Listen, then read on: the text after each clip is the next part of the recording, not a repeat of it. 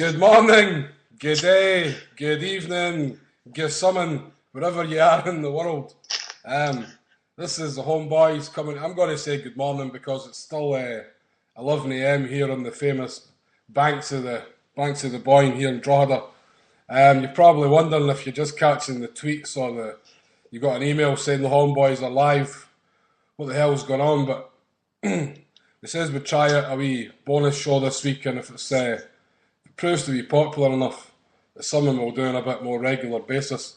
We contacted quite a bit for guys in Australia who send in emails, want to discuss about things that were on Monday's show and stuff like that. And then so we got the kind of idea that, well, maybe try and aim for something at this time in the morning, which I think is around about 8 o'clock Melbourne time, Eastern time in Australia.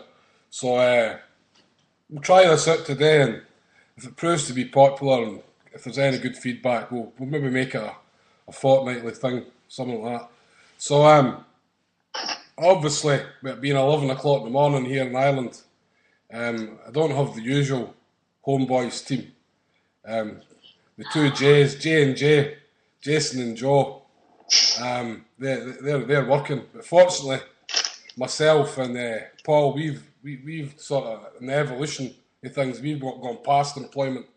So I'm happy to say I'm joined on the line in sunny Edinburgh. I hope the green and white writer Paul Larkin, you there, Paul? Good evening, good morning, people. Happy days, man. And as I said, so it's not just me and Paul. We wanted to keep the theme going for Australia. And listen, I know we're kind of harping on about Australia here, but I've also been contacted by people in New Zealand, Hong Kong, Japan. So it's all kind of that time zone. And then I was also reminded that it's like 6 o'clock in the morning on the east coast of America, so maybe a bit of a drive time show for some of the regular listeners over there. And then, of course, you've got bums like myself who are just going to be sitting here drinking at 11 o'clock in the morning. So, is the wee intro there? I just want to say I've got two guys over in Australia on the line. Hopefully, the two boys for the Rebel podcast, Pre and Callum. Are you there, guys? Hello, boys. How you doing? Brilliant. G'day. Brilliant. How did I do with my wee intro? You must realise the temptation for somebody like me to use really cliched bad comedy in the shape of tie your kangaroo down sport or something like that is really tempting. But I was given some advice on how to endear myself to the locals. So it was very impressive. It was very inspirational. Happy days. I knew a girl once that was a singer for the Australian Schoolgirls Choir that did the ad for that, and Yeah. I can confirm that she was completely up herself. Well,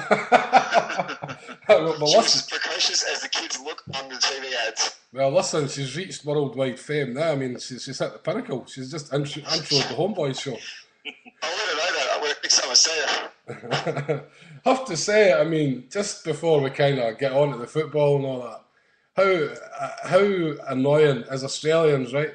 And I know, Callum, you've been to Scotland a few times. I heard just mentioning the shows, and Pre, you've just been on a round the world trip that had more stops than Lady Gaga's Monster Ball. It seemed. How annoying is it whenever you go and people just the automatic thing they say is "G'day sport," or they start talking about throwing shrimps on Barbies and all that kind of stuff.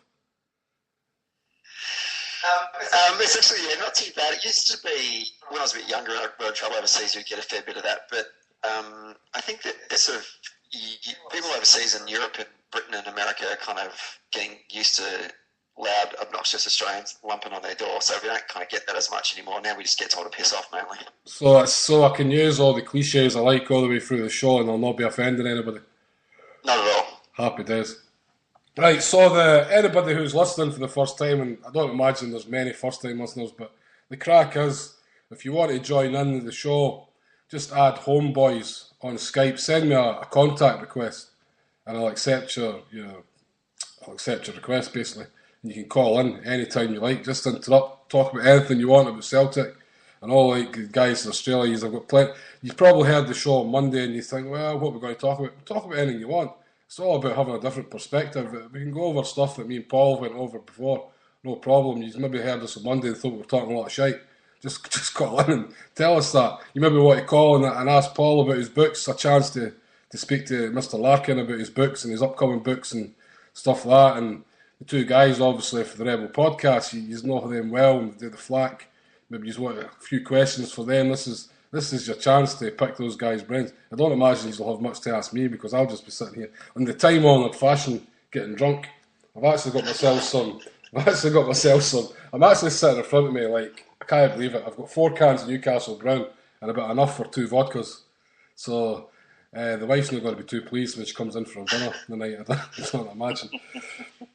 So I don't know. Is there anything you want to kick us off, guys? I mean, we probably couldn't have picked a worse week for doing something like this. Obviously, it's the international break and absolutely nothing ever seems to happen, even in the background when the international week's on. It's just like everything shuts down and it's a complete disaster. But then I thought, if we wait till next week, even less is going to have happened because we've been like 2 weeks away for a game, although there'll be a game coming up. So I don't know, but really we've only had the Next Generation series game that was on last night. The Celtic lost to Sporting Lisbon.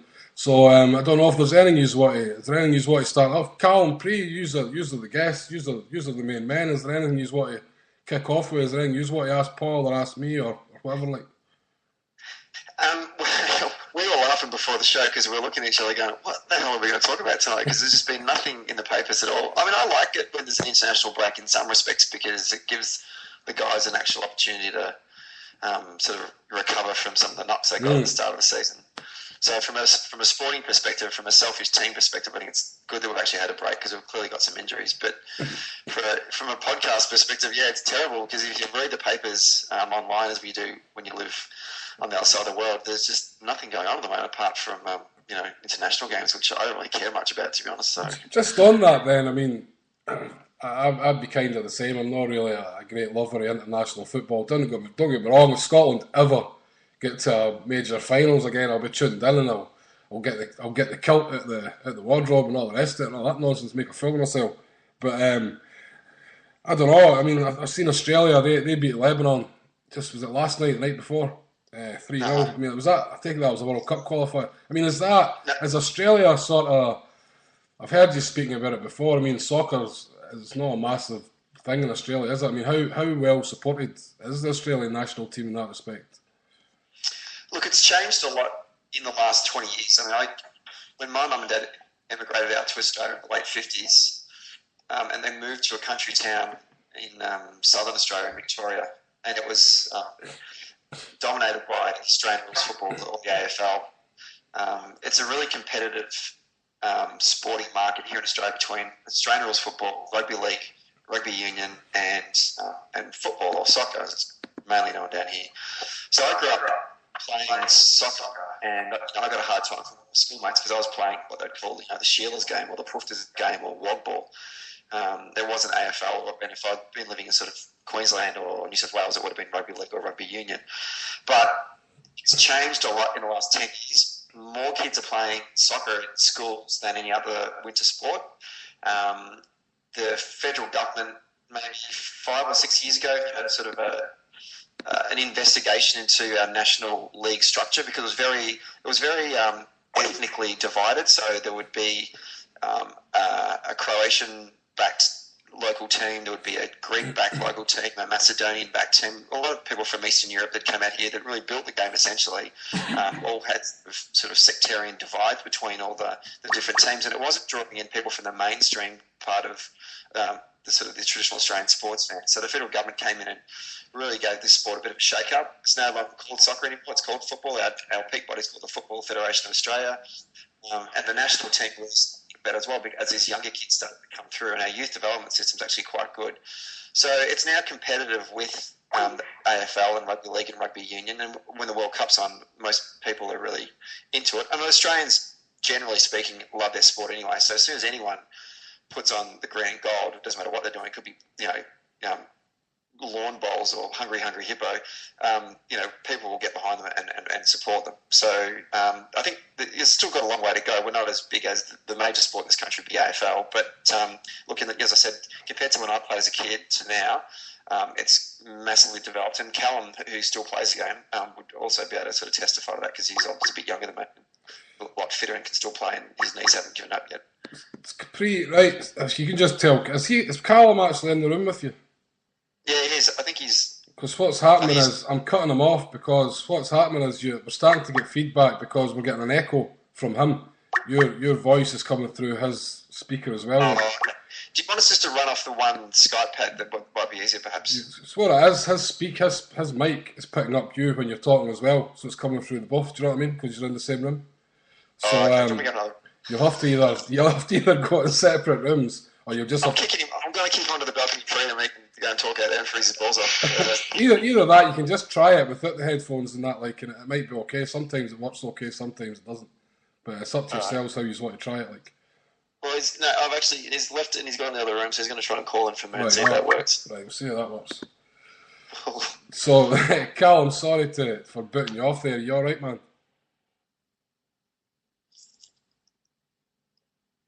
No, nothing. No, that's on yet. It's not on yet. Aye, as it's on, I'm connected to him, like. Oh, he's come on now, aye. I don't know, is it terribly rude for me to just picture you as being like the odd couple here? Aye, that's what I'm picturing. It's probably a bit like that, yeah. Or the two, do you ever remember the sketch with the two Ronnies when they're making breakfast?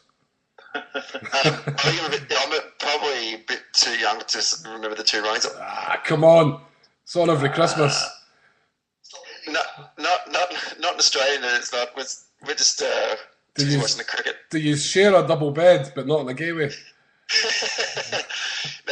Not an incestuous way, I should say. There's anything wrong with that.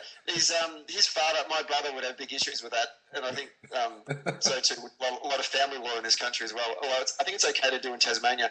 He tends to crash on the couch on weekends because I live in the city, and he literally needs to fly back into Melbourne if he wants to go out and party with his mates. So yeah, right, so that's the extent of it. Okay, he's back off again. I don't know what's happening with him. What I'll do is I'll get rid of my headphone and we'll just run off the one thing and see how that goes. We'll see how that goes. So international break, Paul. Just while we're on the subject, then Scotland play tonight, is it? Tomorrow. Tomorrow. So I haven't even got a clue of the schedule or anything. I honestly take, and this people probably get upset. Listen, Scotland's. If you're into watching Scotland and international football, that's up to you. Fire away. But it's just not for me. And I'm not even one of these guys who, because I live in Ireland or because I'm a Celtic fan, I'm a massive Republic of Ireland fan. Because I'm not, I only watched 2 games there. I didn't even see all 3 of the games there in the Euros. So it's just something that doesn't excite me, man. It's just another game of football, basically. I don't know. What about yourself, Paul? For me, and I think a lot of Celtic fans, just before, if I can maybe add in that it's become more about players coming back fit than anything else. Like, I think it's. You get more apathetic as you get older with it because especially when Celtic are doing well and the Champions League's around and all that, your brain's filled with all these different things that have been going on at Celtic and that Scotland just becomes a bit of an irrelevance. I think most people would probably be, unless of course you're going to the game, you're a fanatic, you're not, but most people say, we want to win, but not that bothered if they get beat. And I'm the same, Republic of Ireland and all that. I'm not really, I'd like to see them win and stuff, but I'm not like fanatic. I only found out myself today, they're playing today at Kazakhstan. So it does feel a wee bit like after a Lord Mayor's show when it comes to internationals now. It's not really, and I think particularly for Scotland people, having a manager like they do doesn't help it because he would drive valiantly. He just can't whip up any enthusiasm for it whatsoever. And I think that's reflected in the way that for the first time, and certainly in my memory, and maybe somebody can correct me on this, Scotland haven't even sold out for the game tomorrow. Right. For a World Cup qualifier is disgraceful as far as I'm concerned. Do you think? I didn't blame the fans, like. Do you think a part of it is when we were younger? See now, just about the entire Celtic team are international footballers for whatever country. And I don't know. Correct me if I'm wrong. Maybe this is just the way I'm thinking. But because when we were younger, our team was predominantly Scottish players, right? So the entire squad wasn't going away for international games. And of course, we didn't have the same amount of international breaks as either. But the entire squad wasn't going away for international games. So you weren't really worried about. You weren't worried about the walking wounded coming back. It was maybe only, like say, Paul McStay and God, who else off the top of my head? I can't even think. Roy Aitken. gone away for games. I mean, Pat Bonner and stuff like that. But it wasn't like your entire squad. I mean, Celtic at times could have their entire first 11 choice players away on international duty. So I think that's kind of maybe where it stemmed from as well. And we were seeing a few players coming back injured, and you start to get, well, is it really worth it? Because the team's crap anyway. So I mean, it must be a nightmare for the manager because he's sitting there completely out of control of it. Mm-hmm. So he's just praying, as you say, as he come back fit and all that. I mean, it just doesn't seem to capture the nation's excitement like it used to. And I'm sure, when I remember back then, showing age 82 World Cup, when Scotland scored a goal in that 82 World Cup, you could hear it reverberate in the whole area. Cheering. I remember going through to Scotland, Spain in 85, and we went in a bus to St Paul's Church in my area. And the only reason we went to St Paul's Church is because the pub was so notorious that no coach would, deal with it. So we pretended to be like the church got to the game. And Scotland beat Spain, Judah scored 2 goals, Ken Dalglish scored a screamer. It was fantastic, and then, seeing the games when going to Cardiff and getting a 1-1 draw, and then Big Jock passed away, God rest him.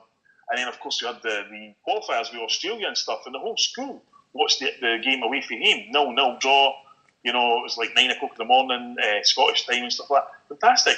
Now, I think if he spoke to 10 young laddies in the street, probably 8 of them would tell you they didn't even know Scotland were playing tomorrow. Mm-hmm. Oh well, I just proved it myself. I didn't even know myself. I thought it was the night. I can actually remember one of the most exciting Scotland games I ever watched, and it's funny that we're on the show, was the playoff game against Australia.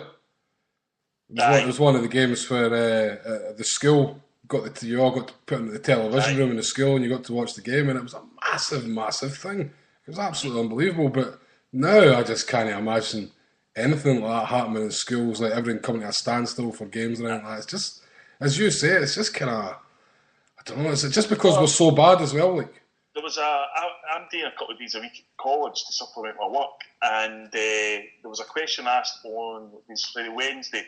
It was a psychology thing, but somebody asked how many people here like football, and it was 22 people in the class, and I was only 3 people that put their hand up. That was a class predominantly 16, 17, 18-year-olds. Now, the 16, 17-year-olds that I grew up with, and I'm pretty sure it's the same as you, Harper, would all be either going to that Scotland game tomorrow or certainly, watching it when we were that age. No question about it, talking about it and all that kind of thing. And that's been gone. And I do think that a lot of it's to do with the fact that we've had a succession of Frank McAvenny called the school teacher managers, Roxburgh, Craig Brown, Craig Levine, George Burley.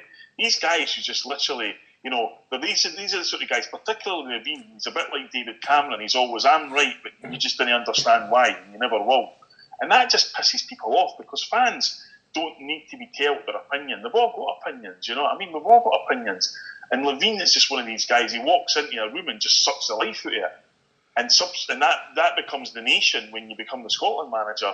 And, quite frankly, after they got scalped in America, that should have been the end of Levine's tenure as far as I'm concerned.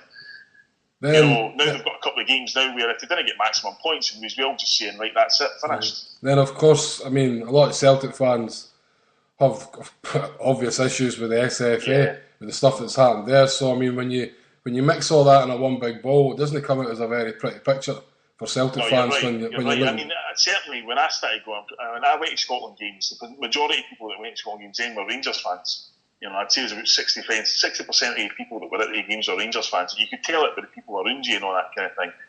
I think that changed, and it started to change in the 90s, and it really changed in 1999 when England came to Hampden Park in the playoff qualifier. And I've never in my entire life, I was at the game home and away, I've never in my entire life heard God Save the Queen booed with such fervour. And at Hampden that day. And I think that's when the Rangers fans in the crowd just thought, this isn't for us, and so with Celtic supporters, we always had the historical, because people that watched Scotland in the 70s and that will remember great Celtic players either not getting picked or getting booed, or there being a preference for another inferior player because he didn't play for Celtic. Paddy Creran talked about when the Scotland team was picked by selectors and they picked 12 Rangers players in the squad at a time when there was no substitutes. So, and of course the great Jimmy McGrory, we've seen this at HomeBhoys promoting a lot of stuff, got 7 caps for Scotland, the best striker that ever played in British football. So there is tons of reasons why Celtic supporters, didn't support Scotland in that. But similarly, there's nothing that pisses off, your kind of zombies more than Celtic fans having St Andrews crosses or a Republican march having a St Andrews cross. So I would say Celtic fans probably feel more at home at Scotland games now than they do. But generally, I think the Scotland support's just completely pissed off. We should make it clear as well, we're not having a go at anybody here who's a Scotland fan. Do you know what I mean? Just the last Scotland game I was ever at was Scotland v... God, I think was it Russia at the time? I don't know if it was Ukraine or if it was Russia at the time, but Kanchelskis was still a Man United player at the time. The abuse he took in that game, you're fiending this, you're fiending that. The guys all around about me, and I just thought, nah, I'll not be back to this. And of course, ironically enough, he ended up at Rangers late in his career. I had a very, very similar experience where I used to go to all Scotland games in the 80s. I've just kind of taken there first, and then I went. And when I started to get older, about 1991, Scotland played Poland. And I was standing outside Hampden, the main entrance at Hampden. The Scotland team bus came in. It was usually a throng crowd, people getting cheered. And when Alan McInally got off the bus, he got absolute pelters, and he got that kind of abuse, and it was kind of, I just couldn't understand this. I was like, what's going on? He plays for Aston Villa. He doesn't even play for Celtic anymore. And as he walked past me, I just said to him, good luck, Rambo. And he turned around and looked me straight in the eye and said, thanks very much. It was as if to say, at least somebody likes me. Then we went into the game, and the whole game was abuse to Jakinovsky and Dovcek for 90 minutes. And then I was just like, you know what? I've had enough. I'm not going to sit this. And I kind of was swithering, because obviously I was going at the time, but then he moved the games to Ibrox, because Hampden was getting developed, and that was a final straw for me. I've probably been to about 3 Scotland games in my life since then. Just if anybody who's listening, I know there is people, because there's people in the chat room and there's people sending tweets. Just I know we've got the Hail Hail Media account and I've got my own personal Twitter account, but usually I have Joe here to help me with different stuff. So if you want to tweet, just use the HomeBhoys Twitter, which is at HomeBhoys, and I'll try and keep an eye on it and read out any questions. I actually got a tweet here from AV_Ma. Says, "G'day. Are you wearing your thongs like all us Aussies over here?" So I don't know if Pre and Callum, are you sitting in your thongs? It's freezing in Melbourne. Yeah, there's no problems going on right now. Well, she says she knows Mr. Larkin will be. He knows the score because he's kicked about with Skippy and Mr. McAvoy. The lovely Mary Ann Sydney. I use her thongs as dental floss normally. So. Right, okay, that's. I think we'll leave that there. Callum, sorry, just to bring you in then, Callum. What was it? I think I just cut you off there. Sorry, man. That's right. What was that? We were just saying it's too cold in Melbourne at the moment to be wearing thongs at all. Well, I can assure you I'm not wearing my thong. I'm sitting here in my usual, just sitting in my pants. And to anybody in America, I don't mean pants as in long trousers. I mean pants as in pants. We need to get some sort of definition emailed out to all the listeners beforehand so people can understand the difference between the nouns that we use in Australia for certain things and the nouns that you use in the UK for certain things. Just so it's clear. In Australia, thongs is a type of footwear. Oh, it's no thongs as in G-string. No. So what you call flip-flops, we call thongs. And I went and when I was in Fort William, I think, in like 2006, and the weather was actually particularly good. And I went and had dinner at some restaurant, and the waitress said, "Oh, where are you from?" I said, "Oh, I'm from Australia." And she said, "Have you enjoyed your time here?" And I said, "Oh, I've had a great time. The weather has been amazing. I never ever thought I'd be wearing thongs in Scotland." And she looked at me kind of funny and had this moment of silence. And I've gone, flip-flops. I never thought I'd be wearing flip-flops in Scotland is what I'm trying to say. And to be honest, people my age and Paul's age and the guy we've just been joined on the line, the parrot, you just don't wear flip-flops. That's a no-go for somebody my age. That would get you battered walking down the street. Check this wallop on his flip-flops. The standard practice for when anybody dared do that in my area when the weather got a bit was to throw old beer over their feet. So there you go. This is a flip-flop thong-free zone. No matter what the noun is, it's not being worn, right? So just before, and I feel like I've got 2 boys in Australia here hanging on the wire here, but we've been joined by a caller. One of our usual guys, Stephen Monaghan, who the parrot, also known as the parrot, who's probably no stranger to the Southern Hemisphere. Are you, Stephen? What's the crack, man? Alright guys, hail, good to speak to you. Actually, I was supposed to go to Australia once and I get flown home instead. Never stepped shore, I've sailed by it a few times. I spent 4 months in Singapore and there was a big Australian community there, so I got led astray in the Oxford Towers. Wait a minute. What do you mean? What did you just say there? I sailed by it. I sailed by it. What, like you're out in the boat and you're like, oh, there's Australia. What? We did a world tour in 2000 and one of our boats got sent to Sydney for the Olympics and I get sent to Hawaii instead. Right, just when you say that, it sounds a bit like when you're driving down the motorway and then, oh, there's Celtic Park. Will we nip in and see it? Nah, we'll just keep going, drive by it. We'll maybe get another time. That's just sort of what I was picturing you driving past Australia. Maybe like 100 metres for the shore sort of thing. No. I've done that by a few places. I've actually, when you were talking about fogs or flip-flops, I've got a few pairs with my travels. It's a bit dodgy wearing them in South Glasgow these days, so but that's another story. I've got a valid question. I was just wanting to ask the boys in Australia how much coverage Mark Viduka got when he was at Celtic in the Australian press and media, and did it change once he went to Leeds United? And who was rated higher, obviously, when you had a player like Harry Kewell who came to England? I mean, I'd ask about Tony Vidmar, but he probably never get any paper space whatsoever. Yeah, when Viduka did come to Celtic, obviously, whenever Viduka changed clubs, it made the news. But the SPL, whilst it's shown on cable TV, it's not as prominent as the EPL is. So when he went to Leeds United, he was certainly more front and centre in Australian sports media because a lot of people watching the EPL and they're seeing Viduka and stuff. And I think a lot of Australian fans when they speak to me about Mark Viduka, I think they're a bit surprised the way I kind of reflect on his time at Celtic. I think everyone just assumes he was fantastic wherever he went, and I sort of said, well, yeah, kind of actually, he pissed off a lot of the Celtic support the way he kind of behaved at the start and indeed even at the end. When Martin O'Neill had just become manager, Mark Viduka appeared on an Australian football celebrity program called The Footy Show, which is an AFL show, and they were interviewing him. And he kind of made a really disparaging remark about Martin O'Neill when he went on air, because he'd one of the guys that interviewed him, a guy called Eddie Maguire, who's a big sort of AFL personality over here, who actually happens to be a Celtic supporter. His family's from Hamilton. Asked him, are you going to re-sign for Celtic? Because there's a lot of speculation about you going down south. And he said, he sort of made a flippant remark about that he'd just spoken to his new manager. I don't know who the hell he is, kind of thing. And I remember watching that at the time going, you are a wanker. Like, I really hope you don't sign. He's just a bit of a buffhead from Sunshine, really. I mean, he's got a box head. He's not that bright. He was a talented footballer. He was great for the national team. He did a lot of good things for Leeds United. And I just don't think he seemed to have fitted in very well in Scotland. But he was a popular bloke, but I don't think people appreciate how much of a wanker he was when he was at Celtic Park. I mean, obviously, when you had the large Croatian community living in Australia, what was his time at Croatia Zagreb well monitored, or did he just appear on the sort of radar when he really went to England after his national appearances?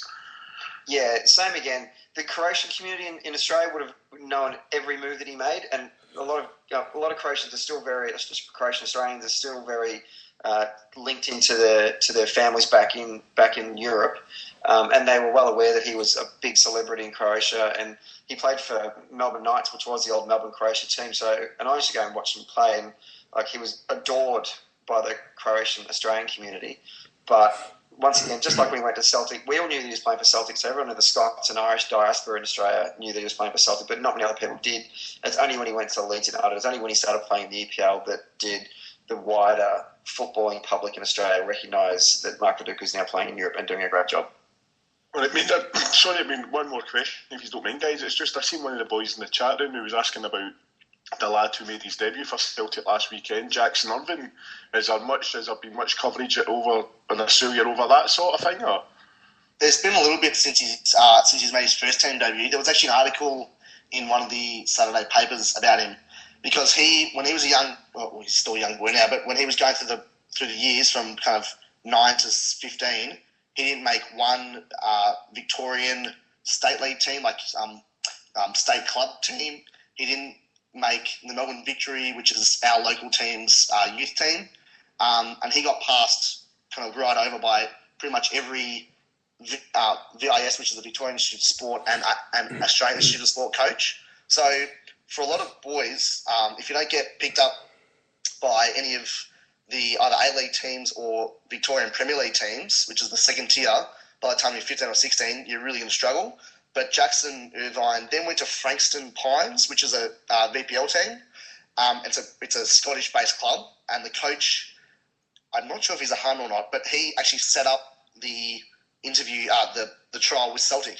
So he's kind of so the story is about him in terms of he just never gave up, because he started playing in the VPL, which is like the second tier for Australia, for Victoria. Regional. Regional kind of area. And he started playing in the first team when he was 15, and ended up in that year getting the most improved player and most valuable player. So after that year, he then went over to Celtic and trialled. So he didn't get much press at all, and he was kind of, saying that they kind of missed out on him, and Melbourne Victory and a lot of other A-League clubs missed out on him because they just didn't give him a go, mainly because of the fact that he didn't have any VIS or state-based coaching or training or experience behind him. All right, I mean, I suppose it's like that lad that was at Fulham that came for non-league, had a season at Fulham and went straight to Man United, Curtis Smalling, I believe, so probably similar to that. But thanks very much, guys. I mean, do you want me to hang up? Is my phone coverage okay? Man, you're cool, man. Just hang a bit.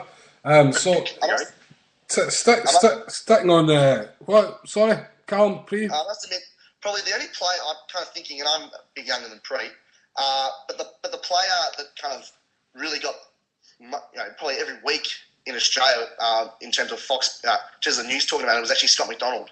Really? Because Scott McDonald scored a lot of goals. So every time he scored a goal for Celtic, that was always played on either the local SBS kind of football panel show, or even the Fox Sports News, which is kind of like our Sky equivalent.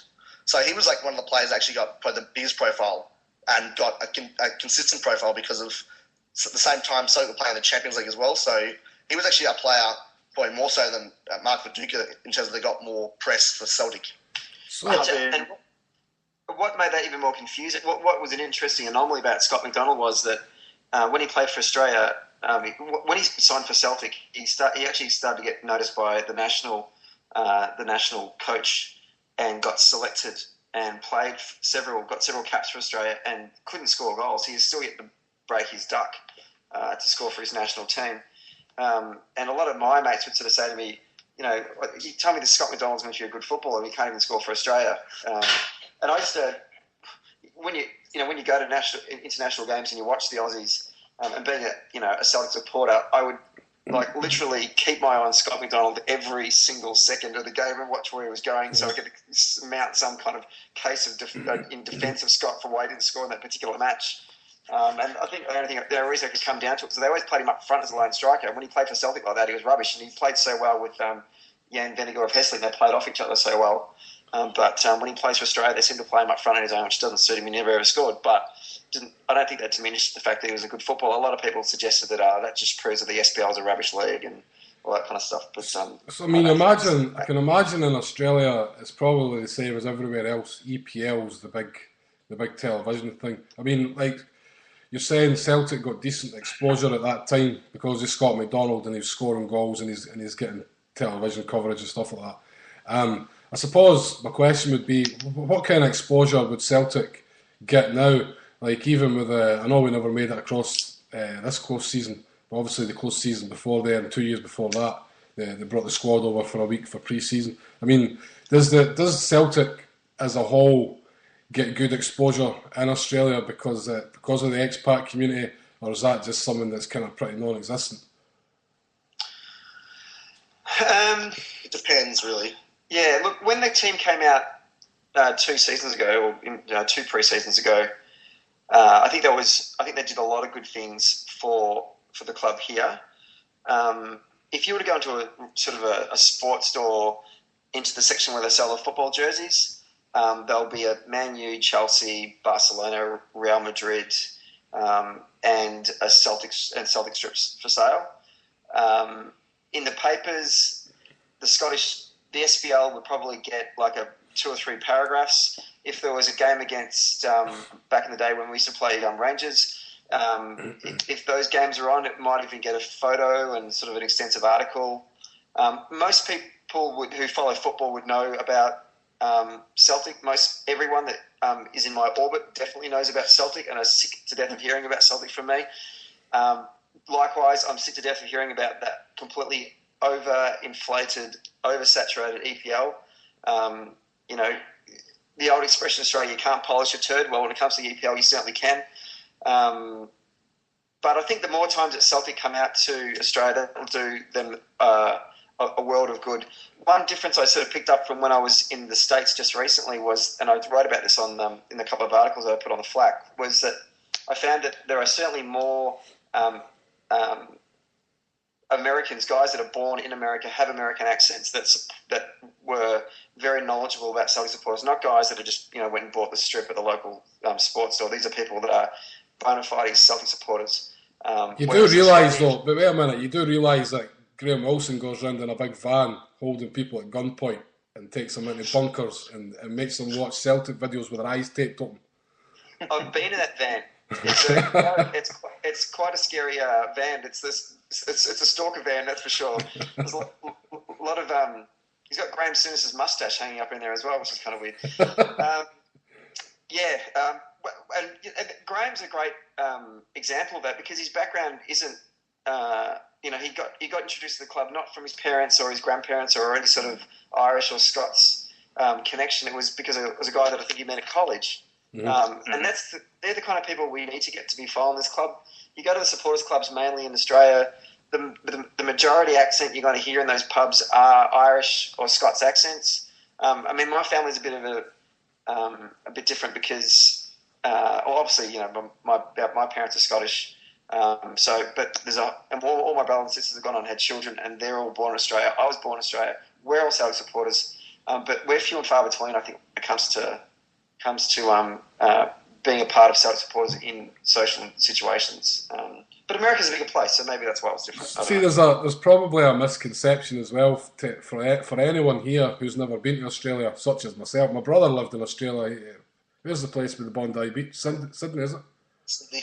He lived there for a year, but I've never been to Australia. But there's I think there's a misconception that because Australia's a huge place, obviously, and I kind of sort of probably think it like everybody in Australia is either Scottish or Irish, so everybody probably either supports Celtic. Do you know what I mean? I kind of had the total misconception even when I moved to Ireland from Scotland that just everybody in Ireland supported Celtic and it would just be big massive Celtic parties everywhere, which was certainly not the case. I thought I'd actually moved to Liverpool by accident.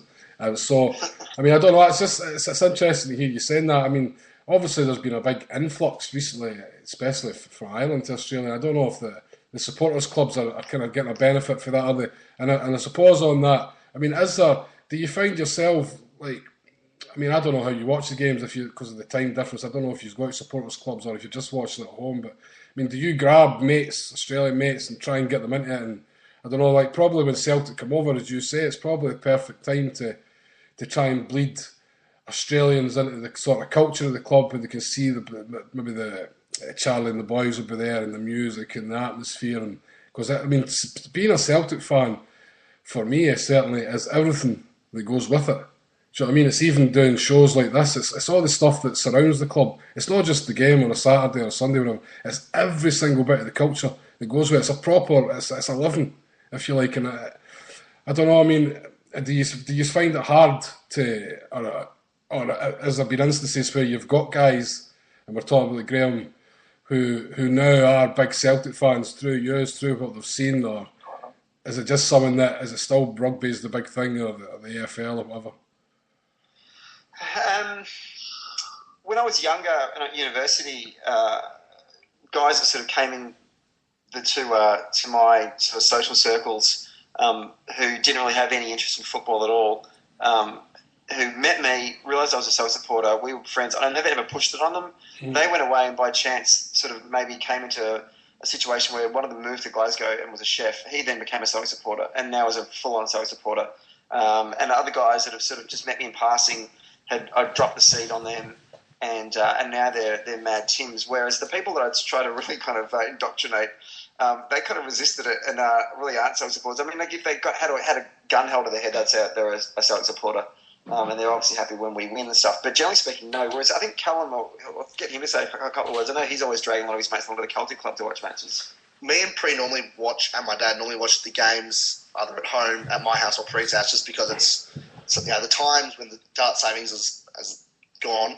It's 12 o'clock if it's a good kick-off, and then if it's a Champions League game, it's 2 or 4 in the morning, depending on what time of the year it is. So, but obviously for the big games, for the Scottish Cup finals and the old Celtic v Sevco and the Champions League, the Celtic supporter clubs are packed full and normally packed full. So I've taken a couple of mates along. The same 3 or 4 mates now know most of the Celtic songs and a couple of Rebel songs, and they came to the Celtic Melbourne Victory game and they absolutely loved it. And they loved the whole experience of going to the pub beforehand, then going on the supporters bus to the ground, then sitting with 10,000 Celtic supporters, and then going back to the pub afterwards. They love that whole experience. And one of them's coming to Europe with me at the end of the year, is flying in from Australia to Russia, and on the 3rd of December. And because the Celtic game against Spartak is on the 5th, he's flying from Russia to Glasgow that day. So he's kind of been indoctrinated into it. But it is a little bit difficult to explain to people who don't understand the Celtic community and what it kind of stands for. It's hard to explain to them why it's so special and why every time Pre goes overseas, doesn't matter if he's going to Japan or America, he'll fly across the continent to try and get to see a Celtic game. So it's hard to explain to people why it's so special. But once they they get a little bit of it and they get the taste and they get the 1 or 2 experiences, and they kind of get hugged by some big fat Glasgow guy who's still beer on him because we've just beaten the Huns 2-1 in the 90th minute. Those type of experiences actually get people involved and get them kind of looking on the YouTube videos and looking on the forums and stuff, and that's what's happened with two or three of my mates. Yeah, you definitely need to give people the taster. You've got to get that dime bag to get them hooked, because I mean, and it's like anything else. It's the atmosphere and, as I say, the stuff that surrounds it. Because if you just bring somebody to your home and say, "Oh, we're going to watch the Celtic game at whatever ungodly hour," right? They're just going to look at it like another. So what? It's just a game of football. Like it is everything else that surrounds it. So I don't want to dwell on that too much. I've got a question here on Skype. We'll take it back to more about Celtic, about the football now. And of course, listen, anybody who's listening, don't be shy. Just call in. Don't be worrying about. Just call in whenever. Don't be waiting for a break in proceedings, because what I'll do is when you call, I'll just add you to the conversation. And if you just kind of sit and wait, and I'll bring you in when there is a break. But if you just kind of sit, and also if anybody calls, it would be handy if you could wear headphones. It's not essential, but if you come on and you're not wearing headphones and we get really bad feedback and echo from you, I'll just have to obviously bump you off. But feel free to call in, because listen, we were asked to do this for you guys in Australia and New Zealand and stuff like that, so it's up to you to make it work if you want this to be a regular gig. The question I had on Skype was from Craig, and that's CREG 1888. He's in work actually in Glasgow. He says he can't Skype in, and I'll probably put this to you first, Pauline. He says, do you think Tony Watt's time is going to be more limited now that we've got the 2 new signings in? No, I don't. I think I had actually had a discussion with a journalist guy on Monday about this, and this guy's not Celtic supporter, and his exact expression about it was that Tony Watt's actually putting Gary Hooper to shame at the minute, in terms of his work rate, in terms of his commitment to the team and all that kind of thing. And I mean, I'm a huge fan of Gary Hooper and stuff, and I'm not really on his back, but a lot of people around me are saying, no, Hooper's got to get out of the team, he's not pulling his weight, etc. And I think that's really been highlighted by how hard Tony Watt's working. Not just in terms of running and chasing and things like that, but in terms of he's talking to other team members of the team and all that. I mean, one of the things we talked about was Hooper talking to him through the Inverness game. I noticed in the Inverness game when Bangura had one of his many bad touches, Tony Watt actually went up to him and sort of saying, "Come on, man, let's go, Ken, get back into it," and that kind of thing.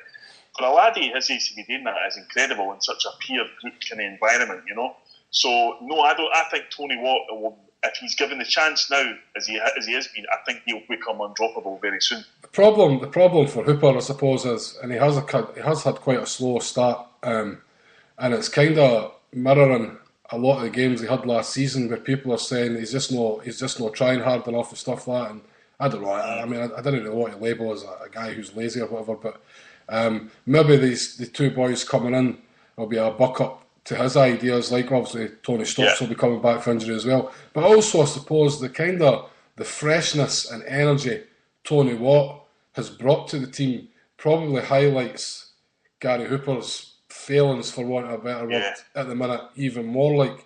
So he's probably suffering for Tony Watt in that regard. My own personal thing is, I think Tony Watt will probably he'll see just a lot of bench time for the time being once the two guys are in, because these guys are going to be on decent money, I imagine, and they're going to play, especially the guy in loan. I think he's got to play more often than he's not. I don't know. We'll see how it goes. But Tony Watt can keep doing is keep doing what he's doing, and it'll be too hard for Neil Lennon to put him out of the team. I suppose that's right. And also, I mean, you're very rarely you ever get everybody fit. You know what I mean? There's Stokes is out for a couple of weeks or whatever. You very rarely have times when everybody's fit and that. And if we've got everybody fit and everybody in form, great. Great for the manager, great problem to have, great for the club. But Tony Watt, was asked the same question at the press conference when we signed the two guys, and the first thing he says was, with their experience, hopefully I can learn to them. That's the attitude you want to Tony Watt. Tony Watt is just trying to establish himself first and foremost in the first team squad this season, but far less the first team. But he could easily, with his performances, establish himself in the first team if he keeps his heat down and keeps doing what he's doing. Pre, how impressed have you been with the likes of Tony Watt and obviously other guys have been playing this season? Joe Chalmers, Philip Twardzik, Jackson Irvine, as we mentioned. These guys are going to get much more game time this season, which in my opinion can only be a good thing. I don't know how have you seen that so far? I'm really excited by it, because I don't think that Neil Lennon would have as much freedom to pick and play these guys in regular SPL matches if the forces of darkness were still around, because it would, obviously, there would be the league. And I don't want to sound disrespectful to other teams challenging in the title, but if Rangers were still around today, it would be much more competitive. We'd be trying to pick our best team week in, week out, and balance games for the Champions League as well. But because there's a little bit more, I think we're a bit more relaxed in terms of picking out when Lennon's picking the squad, that I think he can sort of drop a couple of guys, try a different couple of sets of positions, the new players in different positions. And this is the next sort of 2, 3, 4, maybe 5 years is going to be great for the junior development of the players, to bring them up and play them in proper first team football against Hearts and Aberdeen and Hibs, home and away, and then eventually one day Tony Watt will be starting for us in a Champions League game against Barcelona at the Nou Camp. They're going to get more opportunity now than they would have got in the last 3 or 4 years if they had started playing, sort of breaking the first team 3 or 4 years ago. And Lennon's the kind of guy as well, he'll give young guys a go. He gave James Forrest a go, and that's been fantastic. And this is a very young side anyway. I mean, what's the average age is? It was like 24, but now that the bald-headed Swede guy is gone, it's dropped to 21, 22. So, it's already a young team anyway. So he's got this disposition towards playing young guys. And I think that Tony Watt and the two twins and whoever else is still out there are going to get a go this season. And it's a long season. And, I think we'll see a lot more of Tony Watt and players like him. I think as well, and I mentioned it very, very briefly at the start, the next generation series has been great for these guys. I know we lost the game last night 2-1 against Sporting Lisbon, but for these young players who are obviously talented guys to go out and play against teams who, in no disrespect to, I don't know, Inverness youths or Motherwell youths, I can imagine when we go play these guys, we're probably just getting booted off the park. That's kind of, I kind of still have the thoughts of, I don't know, junior leagues when it comes to youths at other teams. And that could be probably totally disrespectful, but that's just the way I see it. I think our players will benefit for going into these next gen series games and playing against the top youths from all over the world. I mean, there's the group Celtic's in at the minute, Sporting Lisbon, PSV Eindhoven and Aston Villa, and they're only going to benefit for that. And I noticed the other day, if you follow on Twitter at Next Gen Series, and it's the same nextgenseries.com. They just signed up a new deal with Eurosport. And Eurosport are going to be showing a good few of those games live. If you follow that Twitter account, and you'll see the games that are going. I don't think the Celtic game was on last night, but so it's great exposure for these guys, and I suppose it gives them a wee maybe, because there was good crowds going out at Celtic Park last season for these games when they were playing Barcelona and Man City and stuff, and I suppose it gives these guys a wee taster of what it's like to play. I'm not saying in a more pressured environment, but it's probably a wee bit of a step up for what they're used to, and then it's probably and it helps them on the road to the first team and maybe makes them feel a wee bit more comfortable. Callum, I don't know, what's your view on that? Well, you think about it, Lionel Messi, obviously I'm not saying the next Lionel Messi is coming from the Celtic development squad, but Lionel Messi was a young boy before he became the best player in the world. So, Celtics, got a brand new, a new training facility with Lennoxtown. They're always developing that. They've got brand new coaches in, and Kennedy was on the Celtic website today talking about how this next gen series is such a good tool for the coaching staff and for the players to develop into the all-round European footballer, because in 5 or 10 years Celtic should be hopefully challenging now for a potential Champions League, last 16, definitely last 16, but getting into the later stages of that particular tournament, and this is the way to do it because they're now playing the best kids in Europe, and last year it was really successful, and as you said, the Eurosport is a great sponsor because now it's really shown that this league or this tournament has got money behind it, which kind of in terms of football shows that it's a pretty serious and professional type of business. And Tony Watt scored against Barcelona last year, and now he's going to play. He could be playing the real Barcelona this year. So these guys will be getting lots of confidence from playing in front of a lot bigger crowds than what they normally do, playing at Paradise and playing against the best young kids, which can only aid with their development as they progress from youth team to first team. It's a selection process, isn't it? These teams don't qualify to play in this next gen thing. Celtic got picked to be involved in this program. Is that right? That's right, and it's also I think it was expanded this season. There was a number of Aston Villa, who's in Celtic's group, were added to it this season. So I think it's definitely been expanded upon. We've got a couple of callers who have joined us. Tommy in Glasgow has been sitting patiently for 5-10 minutes there. So we'll come to you first, Tommy. How you doing, man?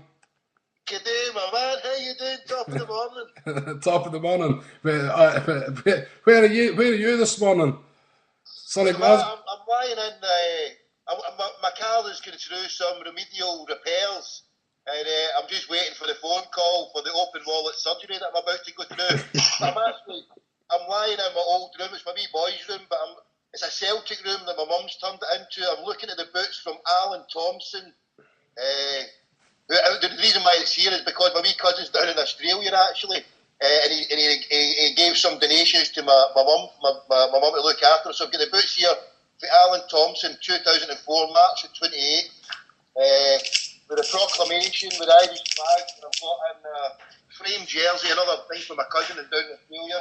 I've got a Lisbon Lions 25th anniversary signed by all the Lions.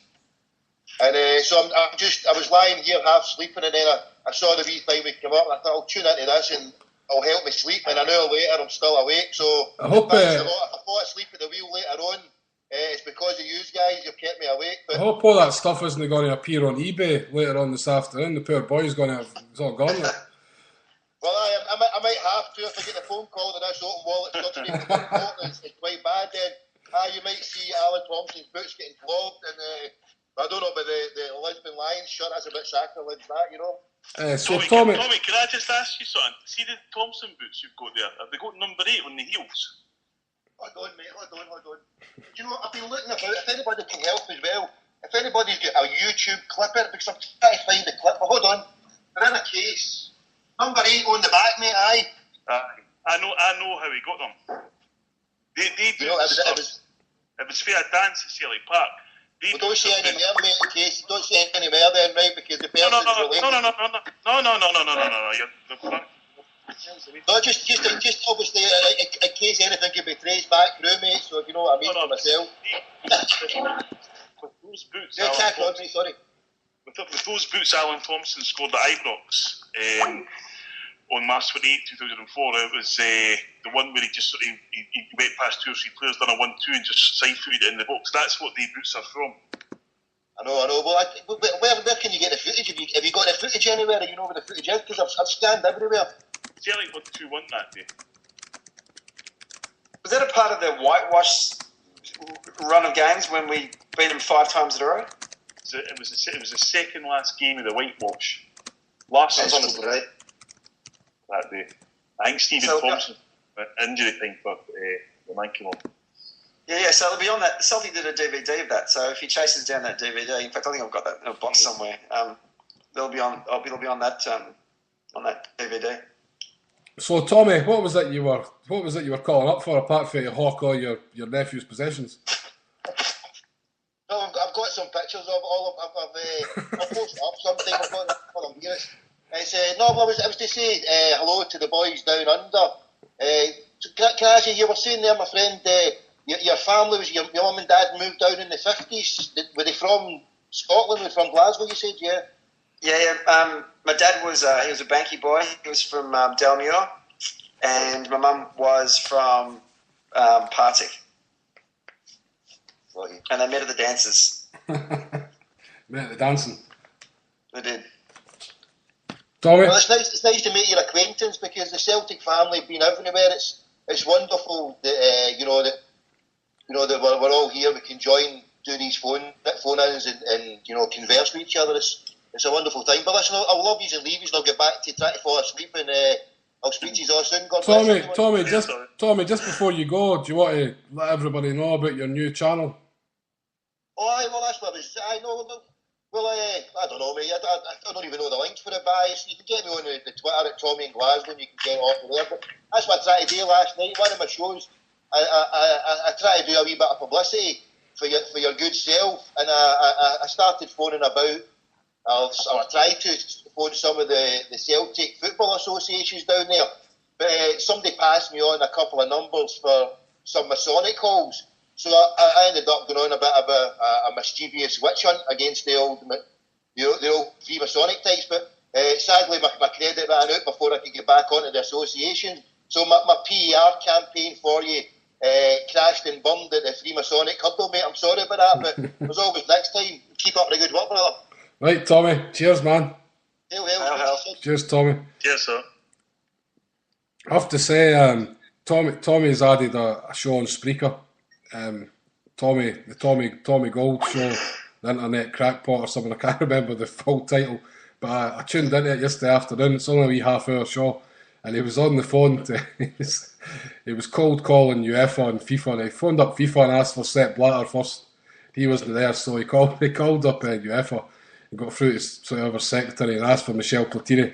He was told he wasn't available, and so he asked for David Taylor. He was told he wasn't available. She says, look, these guys, there's big things happening this week, big celebrations. He says, what? Oh, wait, a birthday party or what?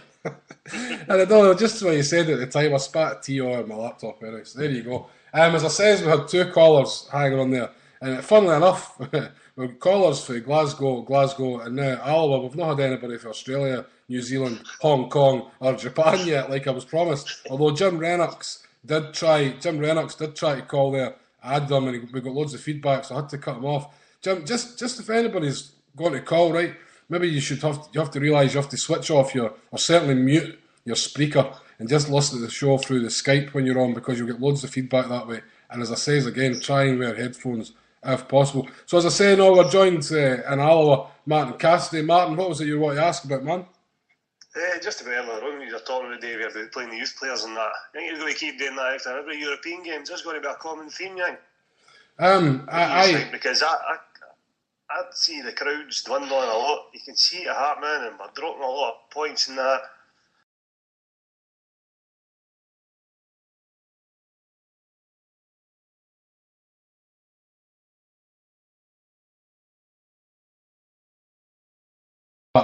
When we come out of European games, I don't think Neil Lennon will change the team too much. There will only be big surgery done on the team. I don't really think that there is this sort of. It's certainly not a team for the SPL. and a team for Europe. Definitely not. Need a bit of stability in the team. What I think, confidence. They need to grow. That's what happened this year. Exact same. Guys will get rest because it is a lot to take out of them, and we are carrying a lot of injuries. So I think you'll find, and got to remember, our established players are only young guys themselves. Probably there will only be as many who started against Hibs at the weekend. But you wouldn't mind seeing when we won Twarzik starting one game or Paul Slane coming in and starting a game here and there, but no. They bother with that at all. See, I seen guys leaving the game at the weekend with 15 minutes to go. Honestly, they were bored. They were just like, even for the start of the game, even though they didn't play too bad the first half, but the second half was woeful, man. There's nothing there. You're paying quite a lot of money to go and watch the reserves. That's been the last 3 or 4 games, maybe.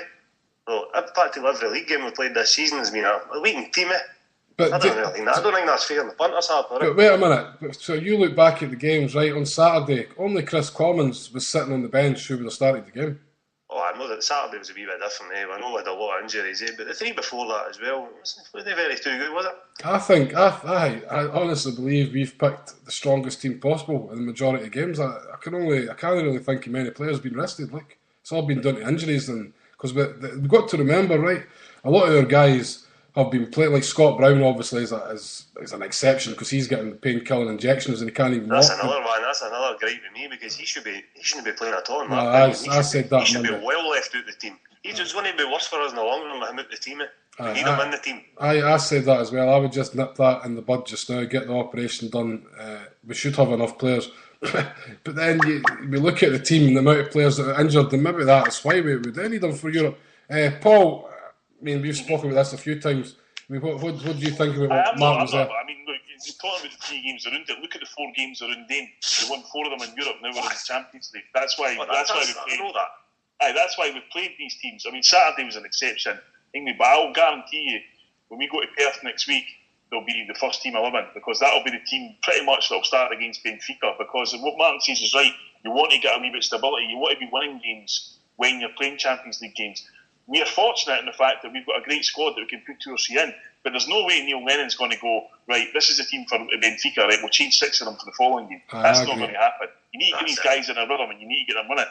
And, at the end of the day, I mean, I can understand, I was at a game on Saturday, there wasn't that great a crowd there, etc. and that, but sometimes I think that in these situations, that's when this team needs our support most, when it is young guys that are just going out and trying their wares and stuff like that. So, I think if we're being patient here, because I genuinely believe it's Celtic are going to move on to a different level very soon, and I'm not talking about the kind of bold David Murray predictions, but with the team and the squad that we've got now, we've won 4 European games, we've added players to the position we wanted to, and we've got 4 or 5 knocking on the door who want to be in that team. Added to that, we have no debt, and we've got a huge income coming in. Celtic's never been in a stronger position in their entire history, and this is a time now that we can build a team, as Pre and Callum said, that in 4 or 5 years should be challenging for the quarterfinals and the semi-finals of the Champions League because we've got every single thing gone for us in that respect. Mm-hmm. I hope so. I hope the club's still got the same vision as you got, Paulie, because... well, that's another story. That's a big difference, As you say, it's alright with fans like me and you, or thousands of other out there that don't bother who's playing. We'll still go to the games, but there's folk there who just... I'm not interested in all they want is to see the team win. You know the way it works. I'm one of the guys who's like, I go to watch Celtic, not the opposition, but there's tons of them that didn't. Yep. Have we lost everybody there? I'm still looking up. Who's the type of person that gets up and leaves early from a game? I've always found that intriguing. Australians, yeah. I think Australia, when you're flowing however many million miles around the other side of the world to go see Celtic, you're not leaving with 5 minutes to go. They've got to kick me out of the stadium every time I go there. No, I mean, I kind of agree. When I had my season ticket and that, there was nobody for our bus left for the bit of the rows we sat in because you would just be torn to shreds if you left even a minute early, far less anything else. I don't know. But listen, I don't know what to keep them hanging about too long because I've been bemoaning the fact I've not had any callers for the target audience, and I'm happy to say we've been joined on the line by the guy who's probably most instrumental in getting this show done today, who's really pushing for it. So, Mr. Pat Close, are you there, man? Can you hear me? Loud and clear, brother. Loud and clear. I have to say thanks first of all for your. Pat was actually my sound manager that stopped me from opening up with Rolf Harris. So Pat, what was it? What was it you want to talk about, man? I had a couple of things actually. Yeah. Well, firstly, thanks for doing this for all those Tims down under. As I said in my email today, it's kind of like, in a weird way, it's kind of like catching up with old mates. I've never met you guys before, but it's really kind of odd that I've been with you for this long, and it makes a very pretty boring train journey but exciting in the morning. So, and this is for all, and not just for you guys, but even today I was listening to the guys in the green room, coming home the train as well, and so it's a good part for the whole thing. It's just it's one thing that we miss out here. Slightly different for Cree and for Callum, who I know quite well. We sort of worked together a fair bit when Celtic came out here. That's another story for another day. But so I know those guys quite well. But for a Scot coming out and sort of living in Scotland and being that accessible, and you come out here, it's pretty hard.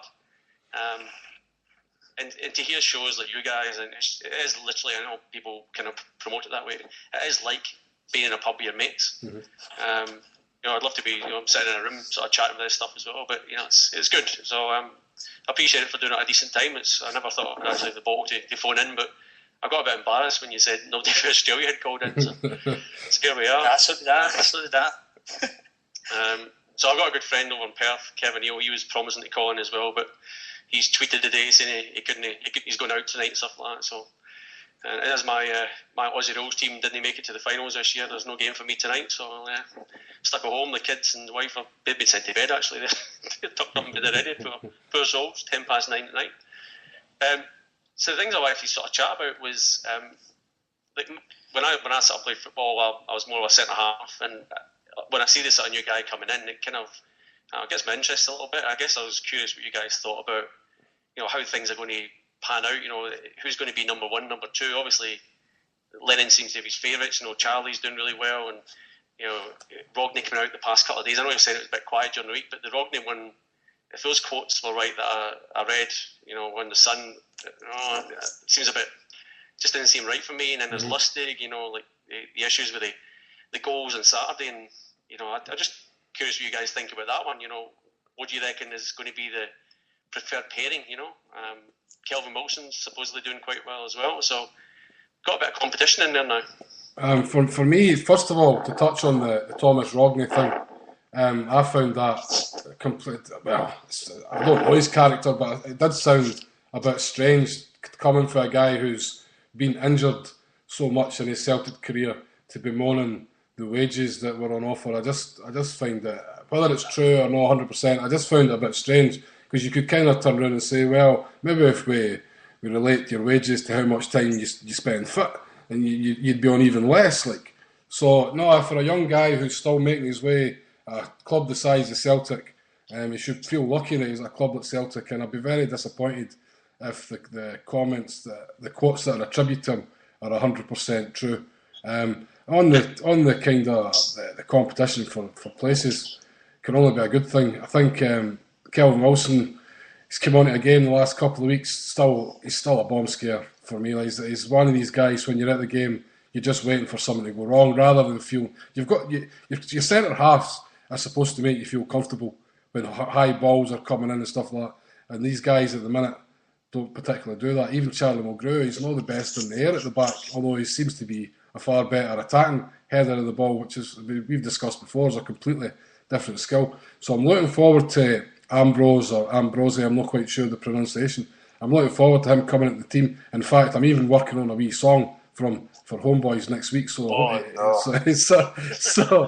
he better get in. Just before I fling it around the table, then we've also been joined from Australia, I think, Stephen Harvey. So Stephen, that's me. How you doing, Sydney boy? Sydney boy, happy days, man. So I suppose we'll just fling that over to you. I've actually moved to Brisbane. I was forced out of Sydney by the bastards there, and I've met Pat before. Actually, Pat, I've met you. I met you at the first Celtic get together that we had in Absolutely. Sydney. Right? Absolutely, I've met you a few times. You probably can't remember me. I know we're all kind of got mutual friends of Sean Fitzgerald and Mark Yeah, Mullins. Brian, Marianne. And Brian. Marianne's actually been texting me saying, make sure you phone in, make sure you phone in. Here's me think Australia was massive as well. Like. Yeah, no, but they're all it living really in the is same massive. street. Yeah, mate. Yeah, sorry, man. So it really is massive, but yeah, once a year we try and have like an Australian get together, and it was working pretty well. It's been going pretty well, and everybody's trying to get to Vegas next year. I know that. We've been there. What have we done? We've done Sydney, Melbourne, Brisbane. I know the boys went to Cairns, Perth. Perth was brilliant actually. Bit bloody expensive over there, Perth boys. Sort that out. But no, it was great. It was. So let's say that's what we try to do once a year. We just try and get drunk, talk about Celtic.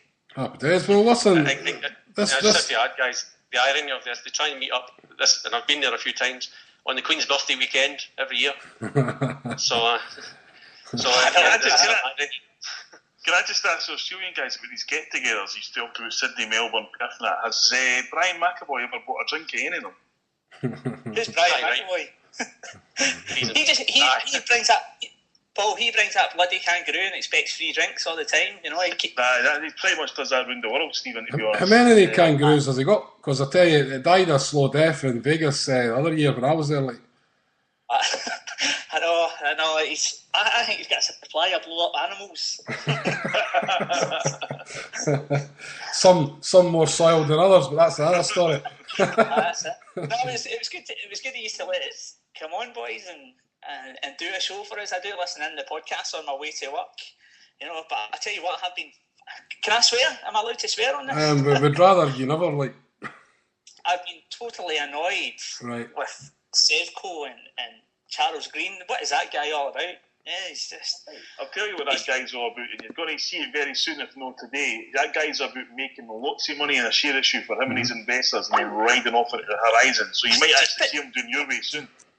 Mate, do you think he's honestly got the Sevconians are going to go for this though? Well, what choice have they got? What choice have they got? Because what he'll do is he'll sell the club he'll sell it to them by saying, if you don't back this, you're going to be languishing in the bottom divisions forever. I don't know, mate. I just don't think they'll. The only reason see if they did, Stephen. See if they didn't back it. Great. It's a win-win for us. Aye. What did you see that thing? I don't know if it's true, mind you, but I've heard a few people talking about it. I've seen it on Twitter about he was thinking about charging £15 for a programme and then £1 entry in. I mean, come on. I know. That's to try and screw SPL clubs by giving them half the gate money cup ties. So effectively, the gate money would be £1 and you get 50 pence. But that'll never work. I've got to hand it to him. He's certainly got them wound in his finger anyway. He knows how to work on that. Yeah. Oh, I mean, there's no doubt he's got a refresher course like in the summer. Somebody's went to him and says, right, see no surrender, slag Celtic, slag Peter Lawwell, the law of it. And that's what's happened. What's this thing? And I've not read anything about it apart from a couple of tweets. This £1 million crossbar challenge. Can somebody fill me in on this? I seen it on Twitter myself, mate, and I didn't think it was true, to be honest. But it was, but you just with this guy, you just don't know, eh? What is this? What is the story? Is it somebody's going to get picked to come on at half time and take a shot for the halfway line, or what's the crack like? What I read on Celtic Minded was it's like £1.50 to register or something like that, and you need to phone up and register to do it. But he's just a chancer, an absolute chancer, and they're falling for it hook, line, and sinker. So long may it continue. To be honest, and we spoke about this on Monday. I hardly ever think about their Rangers anymore. Honestly, they're not really part of my world. Obviously, when things crop up, you get a good laugh and that. But to be honest, I don't want to play them in a cup or anything like that. I just hope they just stay away for Celtic for as long as possible till we get out of Scotland. But listen, let's Stephen, I was asking you Pat's point there about the centre halves. What was your view?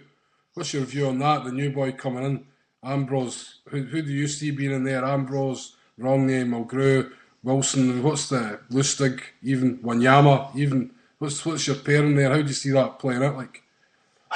Mate, to be honest, it was interesting that 2 each game. I'm sitting now that you know who aren't there anymore. The pressure doesn't seem to be on Celtic now, so I think we'll see quite a lot of experimenting from Neil Lennon. I'm looking forward to seeing this new guy. I've seen the new Samuel lookalike, and I'm looking forward to seeing the lot of them actually. But because you know who aren't there anymore, there's just going to be. I don't think we're obviously going to win the league. There's no doubt about it. But I just don't think the pressure is going to be there now, and I can see he's experimenting quite a lot with that team. Do you think that Lustig has now had his chance and he will be pushed to the side? I just look at last Saturday and I think that I know that there's a lot of talk about the sort of the goal and stuff like that with the keeper coming out. In a way, I think it was the keeper's fault, but as a defender, you stick your arm out, you stop the guy going past you. But that was the first goal. The second one it's a bit more subtle, but if you look when the guy kind of nutmegs Matthews, Lustig's literally standing doing nothing. I mean, if you've got a guy running through one of your defenders, then you back him up. You're the next man in that line, and he didn't do it. He just stood there. Now maybe it's just a right back in a centre half position, but I don't know. There's no instinct for me there. There's no just you know what I mean. It's still early season though, Pat. It's still early season. He did score 2 goals. Yeah, no, yeah. I think the guys are still I still think the guys are pretty rusty, to be honest. It's still the beginning of the season, so we'll see how we go in a few months. The thing I was thinking of was what the partnership is going to be. Like who, obviously, a new guy coming in looks as if he's going to be. He looks like a real centre half. Like he'll attack the ball. He'll tackle guys. He'll hassle them. He'll put them in corners. He'll hack them when they have to get hacked. As a case, I'm curious who he's going to put with him. I mean, Charlie's the golden boy at the moment. Does he match up with him well enough? And I think the guy, he's a left footer from memory. Ambrose coming in, but I'm just curious with stuff like that to see what they're going to do, because there's obviously a fair few guys coming through in that position. Is Kelvin Wilson going to be the new guy? Is he going to be the main partnership? I think it's pretty interesting. It's kind of a weak spot of our team, so it'll be interesting to see what he does. Charlie Mulgrew is in a funny position for me, a strange position, and such that he's good enough centre half for the SPL. There's no doubt about that, and he's standing out in the position, to be honest. But his couple of performances against Helsingborg sort of had the alarm bells ringing. Maybe it was just a partnership with Rogney, but he was caught on the ball time and again in the away game in Sweden, and I just don't know if Charlie Mulgrew will be up to the task against big teams in Europe. As much as Charlie's been absolutely fantastic, player of the year last year, this isn't taking anything away from Charlie Mulgrew, and he's a guy who seems to create everything. He's creating goals, he's scoring goals, he's got a beautiful left foot, beautiful delivery. Just don't know if he's the man to play that position in the Champions League. And I mean, it's a strange thing to say, I suppose, because that's really the position he's made his own since he come back in the team. And if he wasn't playing there, I'm not really sure how he would fit into the team, to be honest. I suppose I'll bring Callum or Pre back in, whoever wants to maybe take a hold of that. I mean, what do you think about the centre-half situations yourself, and maybe what I was saying there about Charlie Mulgrew? Do you completely disagree with that, or what? Like, Ronya does worry me a bit, and then reading that article in the on STV or wherever it was this afternoon, kind of makes me think, well, okay, what's your story? Kelvin Wilson, or Kevin Wilson as I keep on calling him, he doesn't look like he's happy at the club. I just never seem to get a sort of sense from his body language when he's playing if he's really settled at all. And I know he's had a lot of injuries and the like, but I'm not too sure of him as well. I'm hoping this new guy that was signed is what we think he's going to be, and if he is, then I definitely would play Charlie next to him. And you do make some valid points, Harper, about Charlie's performance in the Sweden game, and it was a bit ropey as well in the away leg in the first half in the away leg against Helsinki. But his creative outlet, his passing is exceptional. Mm-hmm. And one other thing as well, which I think is important, that we don't ever sort of consider, is that he's one of those players. I think you just need 2 or 3 guys in the team that are Scottish, that understand Celtic as a club, just to let those foreign players come in and get a sense of how important it is to play. You're not just playing for a sporting team; it's actually a little bit more than that. And I think Charlie's that kind of bloke, and particularly given that Charlie, came through the junior system, got shipped off to Aberdeen, and then came back in again. And I don't think we all thought he was going to be that much chop when he was signed. And he's turned out to be an absolute legend. So I think he's earned his stripes. That expression is growing into the jersey, and I would just keep him in the team because I just think he brings that extra added sort of bite that we need. And even in those European games, I would just keep on playing him. And I really hope that he and the new guy gel as our centre pairing. And if they do, then all good teams win titles from having a solid defence, and in most sports, really, if you think about it. And if those 2 guys can build a solid partnership, then I think we'll, once we get that better down, then we'll romp this league in and hopefully make a good tilt at the Champions League as well. I think Charlie Mulgrew has probably suffered a little bit as well from being the best centre half at the club without even really being a centre half. And I think if Ambrose, I'm still not sure what the pronunciation of that is yet, if he can come in and be the sort of, and we always kind of keep going back to this, but the Bobo Baldy figure, or even a Paul Elliott figure, or Mick McCarthy figure, I think Celtic really suffer for the fact we've not had a dominant centre half, the one guy that you can rely on who's going to catch that ball in his teeth if he has to in the centre of defence. I think Kelvin Wilson was who we hoped that player would be, but it's just not it's just not developed like that. If Ambrose can come in and be that sort of powerful centre half. So I'm getting feedback there for somebody just called in. Bob McDougall. We're getting loads of feedback there for you, so you either must have something on in the background or something if you want to try again and switch your speaker off. Kind of lost my track of thought there. Harper, can I jump in? Yeah, of course you can, man. Save me. I would agree with Pre, and the fact that Charlie Mulgrew, we talked a little bit about this on the Rebel podcast 2 weeks ago, for the Champions League. It was our only serious thing that we said. Was actually about splitting for the whole. In the Champions League, especially in away games, we have to absorb, countless minutes of pressure, especially against teams like Barcelona, which will just pass the ball around us. You need a guy, obviously, in the centre back position that will, get the ball out when it needs to be kicked away. But you also need a guy that will retain possession. I think Charlie, because he's really not a centre back, and he can play pretty much. He can play the centre of the midfield, or right back, or left midfield. Because he's learned to control the ball, and especially in tight spaces, he really gives a pass away, or really gives up the ball. So, and as Bree said, his distribution is fantastic. So that's why if he can get a guy next to him that in the time the ball needs to be kicked to the Z aisle, well that's great. But it's really important, especially in Champions League, I think, and especially at home and away, where if we're trying to absorb all this type of pressure, the worst thing we can do after 10 minutes of not touching the ball is just hoof the ball away, and then they get the ball, and then our midfielders and strikers and defenders get tired. Whereas if we get the ball, we can pass it to someone, to a guy like Samras, and just hold position for 15, 20 passes. That starts to get the other team frustrated, and then that builds into Celtic's confidence in terms of going forward and trying to score a goal. So I think it is important that Charlie plays next to whoever, but as long as the other centre back is the guy that's strong, powerful, and is a bit of a no-nonsense player. Sounds fair enough. We've been joined. Guys, listen. I'm just going to hang up here. I need to go back and do some work and drink some beer. Okay, man. Thank you for doing this live for us. I'll be listening in while I'm doing my work, and hopefully some other guys will phone in from Australia. Happy days, Stephen, man. Listen, we'll talk to you the next show. All right, guys. Take it easy. Cheers, man. Cheers. See you, boys.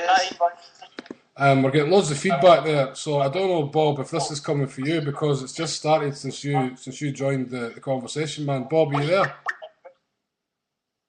You're speaking to me? Yeah, you there, Bob? That's me, yeah. I'm trying to get a hang on what's going on. I'm getting loads of sorry. Sorry, Bob. Bob, listen, we're getting loads of feedback when you call in, so we'll have to just knock you off there. You have to. That's why I agree with Bree and Callum. I reckon it was. No, I'm getting feedback. Yeah, I think the centre half one is probably perfect for me. I reckon it was. I don't see how they can go without Charlie. I just think he's too. He's just done too well, and he's probably been the most consistent sort of defender out of a lot of them. So, I reckon him with the new sort of with Ambrose, we'll call him. I just reckon that's when he'll probably have a crack with. I think they're just if it's a good matchup and they do well. I just think with stuff with Rogney, I reckon he's going to be the backup. I just reckon just too injury prone, just not quite there all the time. Not he's a good player when he comes in and he's fit, but yeah, I don't know. It's I just reckon if the new guy coming in, I think it's more a partner probably for Charlie. Yeah, I agree with Kelvin. He's done well. Okay, he's done well 2 games. Maybe he's turned the corner. He's not going to be any Paul Elliott and just turn it around in a season, but there is just that element. There's just you just look the fear in his eyes when he gets the ball. Mm-hmm. I don't know if you guys see it, but whenever he gets it, it's just like, I need to get rid of this quickly. And I agree with Pre, and especially in Europe as well. If you can have a defender that's going to retain the ball and even pick out that right pass, that's invaluable. I reckon Charlie's the only central defender we have who can do that at the moment. Yeah, he's definitely got a sweet left foot. As I said, we were joined by Bob McDougall. Bob, we'll try you again, man. Are you there, Bob? I can hear you, but I'm not up on the screen, so I don't know what's happening. No, we're not. We can't take video calls, man. It's only. I'm just trying the normal call. Yeah, no, you're there, man. We can hear you loud and clear. What is it you want to add, man? Okay, I'll come in when I can think of something then. I've just got on the thing tonight when I saw the tweet from Paul Larkin that you were on. And so, is there anything you want to talk about, man?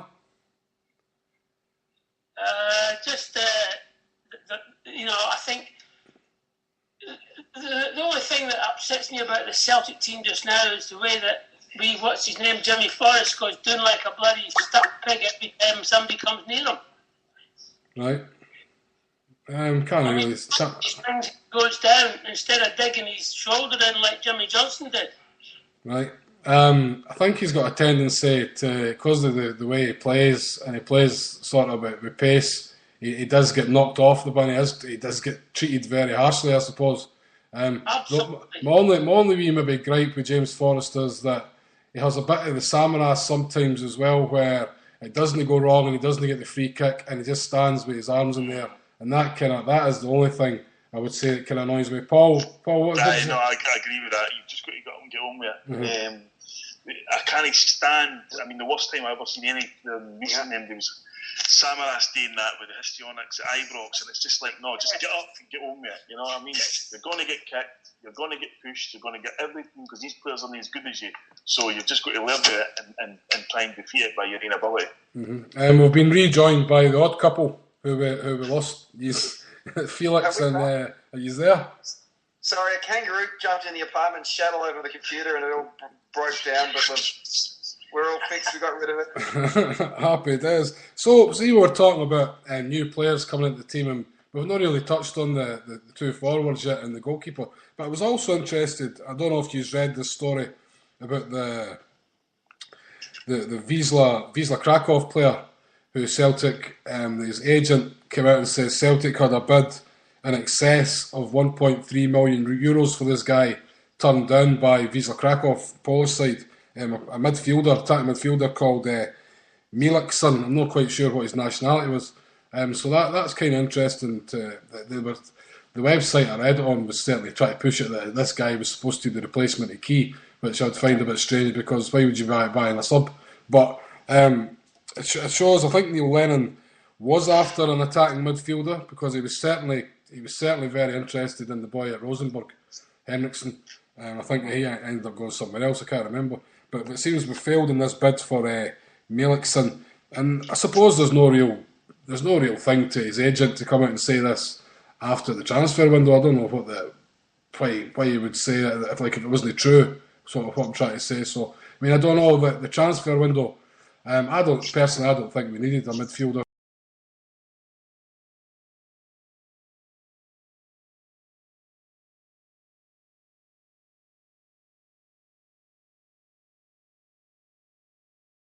and also bolster positions that we deemed that we would probably need to before the transfer window opened. Callum. I think Sorry, we dropped out there a bit then. I missed half that question. Come on, that was the longest question I've ever read out in my bloody life.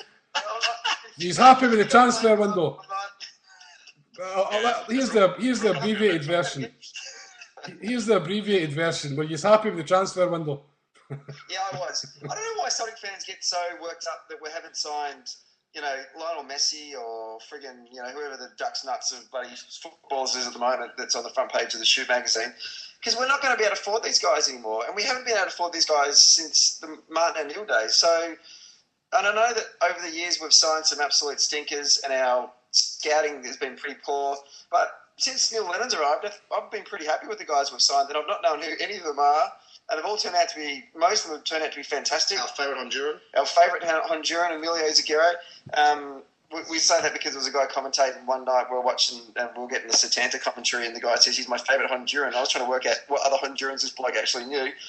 I don't know any of these blokes that we've just signed. But I've got faith in Neil we trust, and I'm sure I hope it'll work out, and I feel confident that it probably will. Pat, can I just pass that same question on to yourself while I go away for a piss? There you go, because the beer has just gone through me like water here.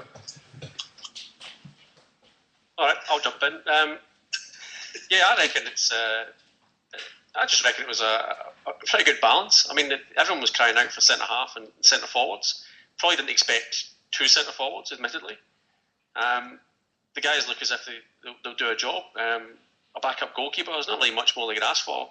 And I think the reason, that they were... Silly fans aren't getting pissed off. I think what people want, they just want one marquee. They just want somebody can, they can put the hat on and say, he's a superstar. This is just somebody coming in. It's not really they expect it. It's just more wishful thinking, if you know what I mean. That's kind of the way I see it. You'd love somebody, not a Messi, but you'd like someone, just to walk through the door and you go, oh, fantastic, that is just brilliant. That's a coup. That was the hero rumour, I guess. Yeah, well, I don't think that'd have been right, but... No one did in the end. But, I mean, I understand what you're saying, but I really find it difficult when people go, if they're not going to get 60,000 people at Parkhead in terms of buying season tickets, if the corporate sales are down, if the Scottish economy is shit, if Sevco United is now Sevco United, Peter Laurel's taking a lot of stick, and look, I don't agree with a lot of things he's done, but the one thing he did do is keep Celtic liquid and keep us going in the Champions League, up in the SPL, and now we're in the Champions League. So, Neil Lennon has obviously asked for certain players, and Peter Laurel's given him the cash to do it, so we should all be content with that.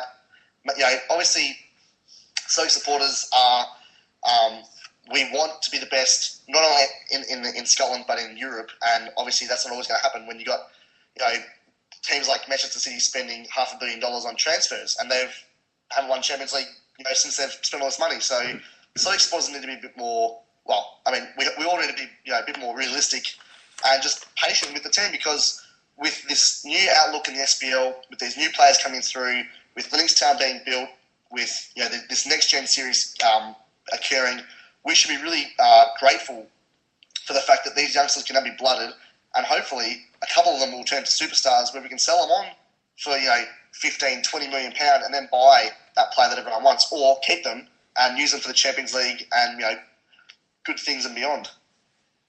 Sounds good. I'm back.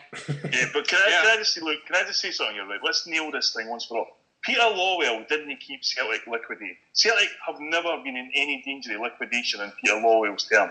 Right? That's the first thing. Peter Lawwell, is done as a chief executive. The people who got us into the Champions League were Neil Lennon and the players. Right? That's it. I mean, I don't think any Celtic supporter out there wants to sign, thinks we're going to sign Lionel Messi or anything like that. What Celtic supporters looked at was what Peter Lawwell told us, which was that if we get to the Champions League, it's going to be worth £10 million more than it will be if we get to the Europa League before we would kick a ball. Then we go to a transfer market and we spent £1.3 million. Now, we know if we hadn't gone into that Champions League, we wouldn't have bought any players. Absolutely no doubt about it. We would have bought no players whatsoever. And when we're able to kind of take a structure like we've got and say, right, now that we've been kind of not been buying players, we've not been spending money and all that kind of thing. When money comes into the club, we're told it's going to be reinvested back in the team. So that's where Celtic supporters are asking the question of, you keep telling us that all the money that comes into us will be reinvested back in the team. Here's a huge sum of money. Is it going to be reinvested back in the team? Paul, did he actually say that though? Did he actually say that all the money that we raised from qualifying to the Champions League would go back into the team? No. The club motto is every profit we make will be reinvested back in the team. Oh, okay. So supposedly you buy a shirt in the Celtic shop, every penny, the measly amount Celtic get for that is supposed to go back in the team. See myself though, Paul, right? See if we hadn't qualified for the Champions League, I would have been quite happy to maybe just bring one striker in, just to because we were lacking options, obviously, the players that went at. I would have been quite happy to go with younger guys because we want the SPL anyway. I'd have been quite happy to go with the team that we had pretty much in the Europa League as well. I think we could have got by with the majority of the squad just as if we added one striker. I think Champions League we need more. We need more depth for that. So, but I understand completely what you're coming from. My big gripe was a couple of years ago, or three years ago, whatever it was now, when Peter Lawwell, when Neil Lennon got the job, and they went round and done these Q&As to try and get people to buy season tickets, and they came to Dublin the weekend of the Irish Association's dinner. Peter Lawwell was there, Neil Lennon, Paddy McCourt, Josh Thompson, Scott Brown, Andreas Inkel. I can't even remember who was there. There was a fair few of them there, and had the Q&A. And Peter Lawwell says, and I have the audio of this, and I have the audio in that entire Q&A because it was given to me. And Peter Lawwell stated there that day that any money coming in for transfers and all season book money would be reinvested in the squad, and it wasn't. I mean, McGeady was sold, and the money wasn't reinvested at that time. Certainly, it could have been done the years, but and he also made different promises about taking the cup to Vegas and different stuff like that. And the thing about Peter Lawwell is he says stuff. What I'm trying to get is I think he says stuff that probably sometimes he should, instead of trying to appease fans by coming out and saying things, sometimes he should just, he knows what his bidding is by his masters, he knows what his remit is, what he's got written in his contract, his achievements that he must get. And sometimes I just think he comes out with stuff like that and he's just digging a hole for himself because he knows fine well that that's not 100% true. Do you know what I mean? Sometimes I just wish he just wouldn't comment on certain things when it comes to reinvesting, because I think deep down the majority of us know that it's never going to happen that way anyway. Do you know what I mean? But he makes a stick to beat himself with when he does come out with stuff like that. Yeah, I mean, also he tries to. I mean, the thing about it is like the decisions that Celtic make often are not done to further the football team. And I'll say one right now: the decision to put the key money in the debt was an absolute disgrace. Right? There is an absolute disgrace, and that is going to go in a pot for bonuses for directors. And I'll ask him that in AGM, and he can deny it. And try and deny it, because that is 100% true. That money will go towards, when that debt gets cleared, the directors will benefit for that. For a club with Celtic's turnover, particularly in a Champions League year, carrying a £7 million debt is nothing. It is so easily sustainable. Hearts carry a £30 million debt. Quite easily carry a £30 million debt. We're told we can't carry a £7 million debt. Rubbish. Absolute rubbish. Peter Lawwell, what he should have done was say to Lennon, and this would have worked in the fans' heads, the team came in his transfer budget right then. The 6.3 million plus the add-ons, that's what you're getting. And then every penny made for tickets and blah, blah, blah, Champions League should have just been reinvested at the club, including the debts and all that kind of thing. Because, unfortunately, we as supporters will not look at it like the board of directors at Celtic Football Club. They'll look at it as businessmen. If we can eke our way by in the Champions League, then we'll be fine. And you'll get away with that for one season. But as we've seen before in previous seasons, if you get in the Champions League every year, not only does the money come in, but the fans' expectation gets higher and higher. And that should be the long-term development of Celtic, is to look how we can kind of progress the club by investing in it. You know, more money should be invested in the youth, more money should be invested in the coaching, and more money should be spread around the world for scouting so that we can pick up the top talent when they're still, like Callum said earlier, when Lionel Messi's young boy. Let's pick him up when they're 16, 17, 18. And the only way you'll do that is by investing in your scouting, and that's the next stage that Celtic need to go to, because we know we're never going to sign the top European players for the big money, but we can certainly sign them when we're 16 and 17 and 18-year-olds. Cree, I think you were going to come in there. So don't you think that... Sorry? You go, Pat. So I'm just thinking that, I know you were saying that, you know, the way the words coming out of Peter Lawwell is along the lines of, no, this will be reinvested. Don't you think potentially, like what you were saying before about investing in the scouting and stuff like the worldwide scouting, isn't that potentially what he's talking about? I'm just being devil's advocate here. Isn't that maybe what he's talking about? So, Pat, not necessarily. Well, I hope so, Pat. But the way he's worked it so far would not suggest that, because he works with John Park and they work with one agent. That's it. So John Park's the guy who goes and scouts all these players. He's got 2 first-team scouts under him, one of which is Lawwell's son, Mark, right? No experience in football. The other one is Neil McGuinness, an IT guy, no experience in football. That's the way it's been worked at Celtic for a few years now. And so they will have recommendations for John Park, who'll go around the world. Now, John Park, his pedigree in football was Hibs, if he's only aware of that fact. He was the guy that found people like Gary O'Connor, Scott Brown, Kevin Thompson, etc., etc., etc. I'm quite happy having John Park run the whole thing, but he doesn't run the whole thing. Peter Lawwell has an input in it, a bigger input than he should have, because it's more than just the money input. It's also about, you know, recommending players and all that kind of stuff. And let's not forget, and this to me is the most crucial point of the whole lot, the more input Peter Lawwell and John Park have into this thing, the less input your manager has into this thing. And I'm not comfortable with that at all.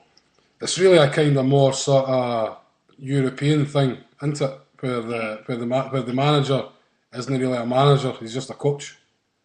Yeah. And the problem with that is then it's hard to lay the blame at the manager's door sometimes when signings don't work out. But then I think majority of us know Bangura wasn't what Neil Lennon wanted and stuff like that.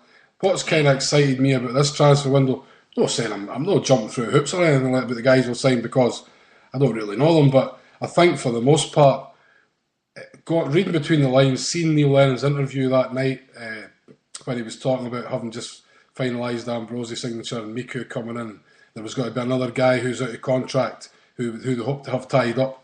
He looked excited about what he was talking about, and he looked like he believed in what he was talking about. And I certainly believe that Neil Lennon he maybe never got his first choices, but probably certainly his second choices in the door at the transfer window. So, I mean, maybe to kind of wrap this wee kind of section up, I was pretty happy at the end of how we conducted our business. Like, I don't know, is there anything else anybody just wants to add briefly to that? Like, the one thing I'd say quickly, and this is exactly what Paul kind of talked about, was I think it is completely inappropriate that any director or or Peter Laurel gets a bonus even though he deferred it when Celtic don't win the SPL or don't qualify for certain trophies, because the whole point, I understand Celtic is a business, it's a PLC, but the main task of the business, or for Celtic in particular, is to win the SPL every year and to qualify for Europe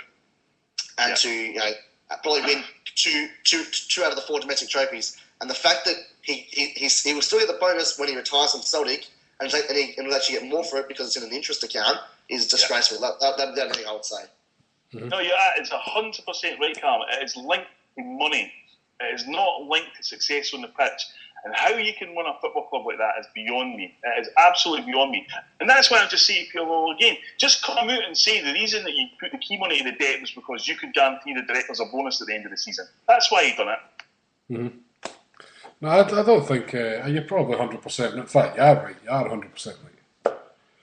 So, listen, that's an hour. We're an hour and 45 minutes in. Can you believe? That's actually flown. So, is there anything else anybody wants to bring up, Pat? I know you said you had a couple of points, and we only really probably got to the first one about Ambrosie, and it's kind of went into that full thing about the transfers and players coming in and the Peter Lawwell and stuff like that. What was the other thing you wanted to add, man? Oh, I've got 100 things I could talk about. I've been building this up for. By the way, listen. By the way, years. Pat, before you go any further, right? And I'm going to have you against either Pre or Callum, right? Because I had HomeBhoys quiz on Monday that I never got round to, and the winner gets a copy playing for the Lost Boys 1, 2 and 3 in PDF.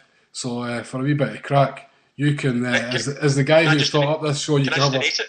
You can donate it if you want, but you can have it's only PDF copies anyway via email, so you can send on whoever you like, basically.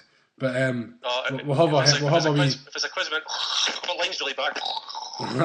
No, it's a wee head-to-head quiz, and it's really, really simple, right? So Pat, carry on, man. This is something that you guys spoke about. This was ages ago. I can't remember what podcast it was. It must be a month or two ago, and it was talking about sort of increasing the exposure of the club, worldwide and all that sort of stuff. Mm-hmm. And I kind of get the whole thing about, trying to improve the name of Celtic and get everyone sort of knowing who Celtic are. But the thing that I keep asking myself, and I keep going to sort of, even tweeting you when I hear this talked about in podcasts, is what do you expect from it? What do you want the outcome to be? Is it just people recognising us and or is it people buying merchandise, or is it, do they looking for new supporters, people that are going to invest in the club? So, it's kind of a hard question to ask, is it was that long ago, but it's just something I've thought about. You want to walk the streets and everyone's walking around in Celtic tops, but we are other side of the world. It's not going to happen. Most football fans know it, and can I acknowledge the fact and kind of want to know who you support and that sort of thing. But they're not going to go and buy Celtic strips just because my neighbour won't buy a Celtic strip because I'm a Celtic fan. You know what I mean? It's just I'm just curious what you guys kind of what you want the outcome to be. See, from my North American experience, I know hundreds of guys over there who are desperate to be Celtic money and have absolutely no opportunity to do so. Right? And I'm not just talking, and these are guys who are already these are guys who have a Celtic TV subscription and still go to their clubs to watch the game and never ever watch Celtic TV, right? These guys want to give Celtic money. Guys, 10,000, 15,000 Celtic supporters went to Philadelphia with wads and wads of dollars in their hand to buy merchandise with, and were left without any to buy. For me, as a whole, the biggest asset that Celtic Football Club has and has always had is the supporters. They are the thing that promotes Celtic Football Club. Guys like yourself and Pre and Callum and Bob and everyone, Stephen, all the guys phoned in, you're like a one-man PR operation for Celtic, right? Because everywhere you go, you talk Celtic and you try and convince people and you tell them a story and you say, look, this is great. There's a fairy tale here. This club was formed to feed and clothe the Irish immigrants in the East End of Glasgow and it went on to become the best team on the planet. Have you ever heard anything such great in football? And people get encaptured by that. And all the fans are saying is, let's tell that story to the world. Mm-hmm. Let's get that story out there and capture the imagination. We are an underdog. We've always been an underdog. And if we can do that now, then the brand will get to grow and grow and grow. And then when we finally move into what will become a European Super League or whatever, we'll be a force to be reckoned with that will be as equal to anything that Barcelona and Real Madrid will be able to come up to. Yeah, I think for myself as well, the aim is, the aim for everything is, it's not about being, come and be a Celtic fan because look at us, we're amazing sort of thing. It's just a big carnival atmosphere. It's about sharing the story, as Paul says, about the club and about the history and the very, very special, unique institution that it is. But also, ultimately, it's about putting success towards Celtic. And the bigger the fan base grows, the more people becomes aware, the more sponsors that are willing to sponsor the club, the more money it keeps generating. It's all about building the business, I suppose, as well. And ultimately, building the business puts a better team in the park. Putting a better team in the park brings more success, more exposure, more fans. It's a vicious circle, but I suppose we're the bottom rung on that ladder, and we're the ones. In fact, it should be the club that's driving it, but we're the ones that's kind of driving it at this moment in time. And to be honest, I think the club are maybe slowly but surely grasping onto it. I still think they have this sort of fear that whenever they go anywhere, that it's going to be clubs full of guys with balaclavas on, want to pretend they're shooting rifles in the air and all that sort of thing. And I think for the most part, we have kind of moved on for that. And the club need to be sort of less wary of what the supporters are getting up to when they're there and sort of embrace it. And if the club could really promote and get on board with the North American Federation, go to the convention, it's a small wee thing to do, right? And that's where it builds the small acorns. You know what I mean? We're not saying it's going to happen just in a couple of years' time. It's a thing that'll take a long, long time, but it's a story, as you say, that captures the imagination of people. And once they go, you're talking about Pre and Callum, right? And you're talking about guys who come when to see Celtic and they get the full Celtic experience, and the same in Philadelphia, right? And that does convert people. That makes people want to keep an eye on it and tell their friends, and that's what it's all about. It's just about building Celtic. I kind of get. I mean, it's building the brand and hope that down the track you get benefits from it. But I guess I was just curious, like when you guys were first chatting about it, was is it just a case of trying to get more money into the club, or is it just a case of just trying to get the club acknowledged sort of worldwide? And I kind of get it because. At the end of the day, Pat, it's about, we all just want Celtic to win football matches, right? That's all we're all in this for, really. We just want to see Celtic win football matches, and we want to make it as easy as possible for us to win football matches, and we want to beat bigger and better teams in these football matches. And that's why that's what it all comes about, because that's why you can move down to Australia and still have it in your heart, because once it's in there, it never leaves you. And we know that we're capable of that, because it's not that hard to promote Celtic. Because Celtic promotes itself, and as Harper says, it's just that the fans have been the ones that have been doing it for so long now. And all we're saying to the club is, it's about time you jumped on board and stop being fearful and get out and promote who we are, because there's nothing to be ashamed of. No, I agree. I think when they came down here, I have to say, I don't know what it was like in the US, but when they came here, it was kind of like open book a little bit, and I think Stephen and Callum will probably agree that remember the open training sessions, guys. That, things like that the club did I thought was brilliant. We had a big sort of function at the Palladium that if you want to splash a bit of cash, you could go and do that, and it was like a big do about it. Eddie Maguire, who's I think Stephen mentioned before, but he's a big TV personality here, and he was kind of the main guy for it. And I think they did actually did a pretty good job here. But one thing I laughed at. I'm not sure which podcast it was, you guys or one of the other ones, but they were talking about setting up these sort of training camps in Philadelphia, maybe even beyond the waves. I kind of laughed a little bit because I remember they did the same thing when they came here.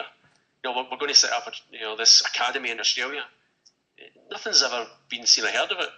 And I've got sort of mates with young boys that play football, and apart from there's a team in Melbourne we set up St Kilda Celts, but there's nothing. It's not to do with Celtic. It's not a case of we've set up this academy. It seems like they do these little things. Like what was the one in Belgium they set up as well? Yeah. I can't remember. They set up this club. What happens to these things? Did they just go Santos? Another one. We're going to set up these mutual agreements with these places and training camps and that sort of stuff, and then it just fizzles out. Or does anything ever come of it? Not that I'm aware of, certainly. Not that I'm aware of. Well, you think about Santos Laguna. The only thing that seemed to happen is Mr. Crossas went in that direction. We haven't really seen anything coming our way. You should think that we were. The way I see these things working out, right? Santos Laguna. I expect half a dozen 16, 17-year-olds to come and spend 6 months in Glasgow at Lennoxtown playing with our development squad, and that's sort of how it's like an exchange programme, surely. That's what it's meant to be. Not just, I didn't even see the sort of tie-in for merchandise or anything. There's nothing, I don't know, it's like I'm never going to see Santos Laguna on television. So I have absolutely no connection or real interest that happens with that club. Surely if you wanted to, Celtic missed the boat with St. Pauli. I know they had the fans, the skull and crossbones things there in the club shop and that, but these are things that fans will get behind if they're marketed properly. Do you know what I mean? I know there wasn't a proper tie-in with St. Pauli as a club, but there's a tie-in there with the fans, and these are the kind of things that we really need to market better. We just kind of rely on the fact that we've got this Irish diaspora, and that'll do us. And they'll do it for us. I agree with you, Harper, on that one as well, actually. I would actually like to get Peter Lowell's bonus and invest that in some sort of like an international officer or a department that actually focuses on Celtic's brand beyond Scotland and the 32 counties, or beyond Britain and the 32 counties, and tap into places like the relationship that we have with St. Pauli or wherever. Because one thing great about Celtic is the relationships that the club makes it's an organic thing that happens by the fans. It's not a forced thing. Remember Manchester United and the New York Yankees had some sort of arrangement, years ago because they just looked at each other. They were like it was like going to some disco, and one of them was a hot-looking bloke, and the other was a hot-looking chick, and they looked at each other and said, "Well, we both should shag. That's how it's going to work." And that's the same with the Yankees and Man U. It's an arranged marriage. It is an arranged marriage, and it's just completely disingenuous. There's no actual relationship between their fans.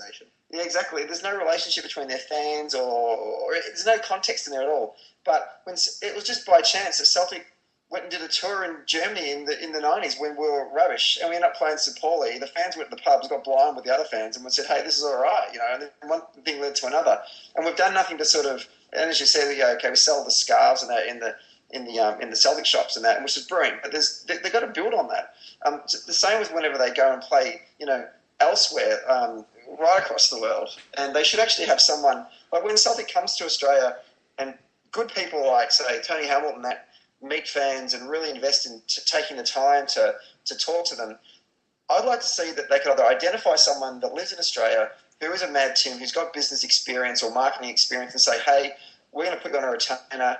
Can you then sort of work with all the supporters clubs and let's work on some stuff to just not only just have a stronger connection between the club in Kerrydale Street and the supporters clubs out in Australia, but also growing the brand beyond just the Scots and Irish diaspora that live out there, and the same in the States and wherever the club goes." Because one thing I don't certainly want Celtic to become is if we ever were to become an EPL team or play in some sort of super-duper European league, and all of a sudden, people start following us because they like the colour of the jersey or something. There's nothing worse when you're walking down the street. If you're a Chelsea fan, actually, it'd be nothing worse if you were a Chelsea fan, still full stop. But if you're walking down the street and you're a Chelsea fan and you met another Chelsea fan who had a jersey on, but he's only wearing it because it's cool. I don't want Celtic to become a football team that's followed by people because it's just a jersey they bought at the local sports store. I want them to wear that jersey and know why they're wearing that jersey, and I want them to be, a part of that great uniqueness that is the Celtic Football Club. And I don't want to come off sounding like I'm elitist, like only the most purist can support our club. Obviously, we're an inclusive club, not an exclusive club. But I just think the way we go about it needs to be a little bit more different than just simply going there and saying, "Hey, follow Celtic because we're the hot ticket in town." You know what I mean? No, I know what you mean, because if you take it back to the baseball analogy again, I know you're big Red Sox fans. And this isn't a dig at Paul at all, because he'll understand what I mean by this. Like if I walk down the street, right, and hear especially somebody else with a Mets hat on, right, I know for a fact he's a Mets fan. If I see somebody walking down the street with a Yankees hat on, he's just got a Yankees hat on. Doesn't mean he's a Yankees fan. Do you know what I mean? And I think that's because that's sort of what you mean. We don't just want to be a sort of empty brand. We want to sort of people to understand who we are and support us for what we are. But is that asking too much then? I reckon that's pretty hard. I reckon that's really, really hard. And I'll give you an example of this. Is my oldest brother lives in Houston. And he'll quite often, I know you'll probably laugh at me or get into baseball, but he'll quite often send me Houston Astros t-shirts. And I love wearing them. I think they're fantastic. Look kind of cool, and it's a kind of cool name, but I don't even know what if they play in a different league. I don't know if they're professional, don't know what the players' names are. I have absolutely no affiliation for them apart from the t-shirt look kind of cool. Mm-hmm. And okay, if that's what you want, this is why I was kind of asking, but what do you expect from the whole exposure thing? Do you just want Celtic to be acknowledged, or do you want people to actually say, "Yep, I want to be part of that family," that we quite often talk about? Because I'm not part of the Houston Astros family. Never will be. Pat, do you know I'll wear the stuff. Pat, do you know what it is? Maybe as well. You kind of need to when you think it as well. Like the expat community following Celtic are getting older. Do you know what I mean? So to kind of keep it going and keep it surviving, you want as many younger fans to be getting involved to keep the name going abroad. Like it's really quite easy. So all you got to do is have a bit of pride in Celtic. I've got a son and a daughter, both support Celtic, and they never played soccer in their life. Mm-hmm. They've both become Celtic fans, and it's only in the later years that they began to really pick up on it and take a bit of interest in it. And my son now is probably a bigger supporter than I am. Mm-hmm. That's what it's all about, Bob. Yeah, and that wasn't here supposed.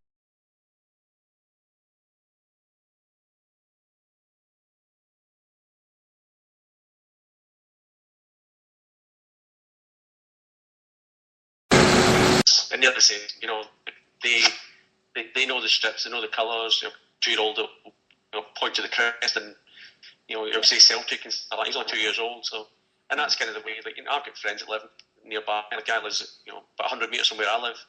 He's got 3 sons, you know. They're all actually 4 now. They're all diehards. You know, they go to school, they wear the Celtic stuff, they wear it round. And in fact, his oldest son plays for that team I mentioned, St Kilda Celts, and he plays for them. So it's this whole thing of, you know, taking to the next generation, and it's good. My wife's Australian. She's all part of it as well. It's just it's kind of all engrossing, and you know, it just takes everyone in. So, I mean, I think the Houston Astros point, Pat, is that if for any occasion you just decided on a dark night that you were bored and decided I'm going to Google the Houston Astros and find out about them, I'll bet you'll not find that much interesting, right? But I'll tell you, anybody that does that with Celtic, as soon as they dig into it, they're going to see something that's way, way beyond the football club. And that, to me, is the essence of why the promotion of Celtic has to go on, because once you get into these people, Tony Mowbray said it, that once it bites you, that's it, it never leaves you.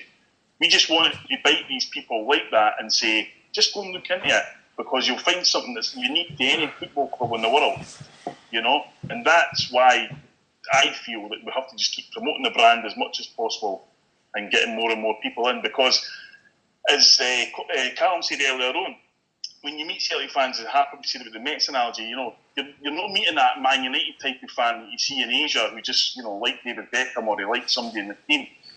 You meet guys and they're educated about the club because they're interested in the club and all the rest of it. That's the support we have. We didn't have this kind of fashion support that just tags on to us when we're doing well.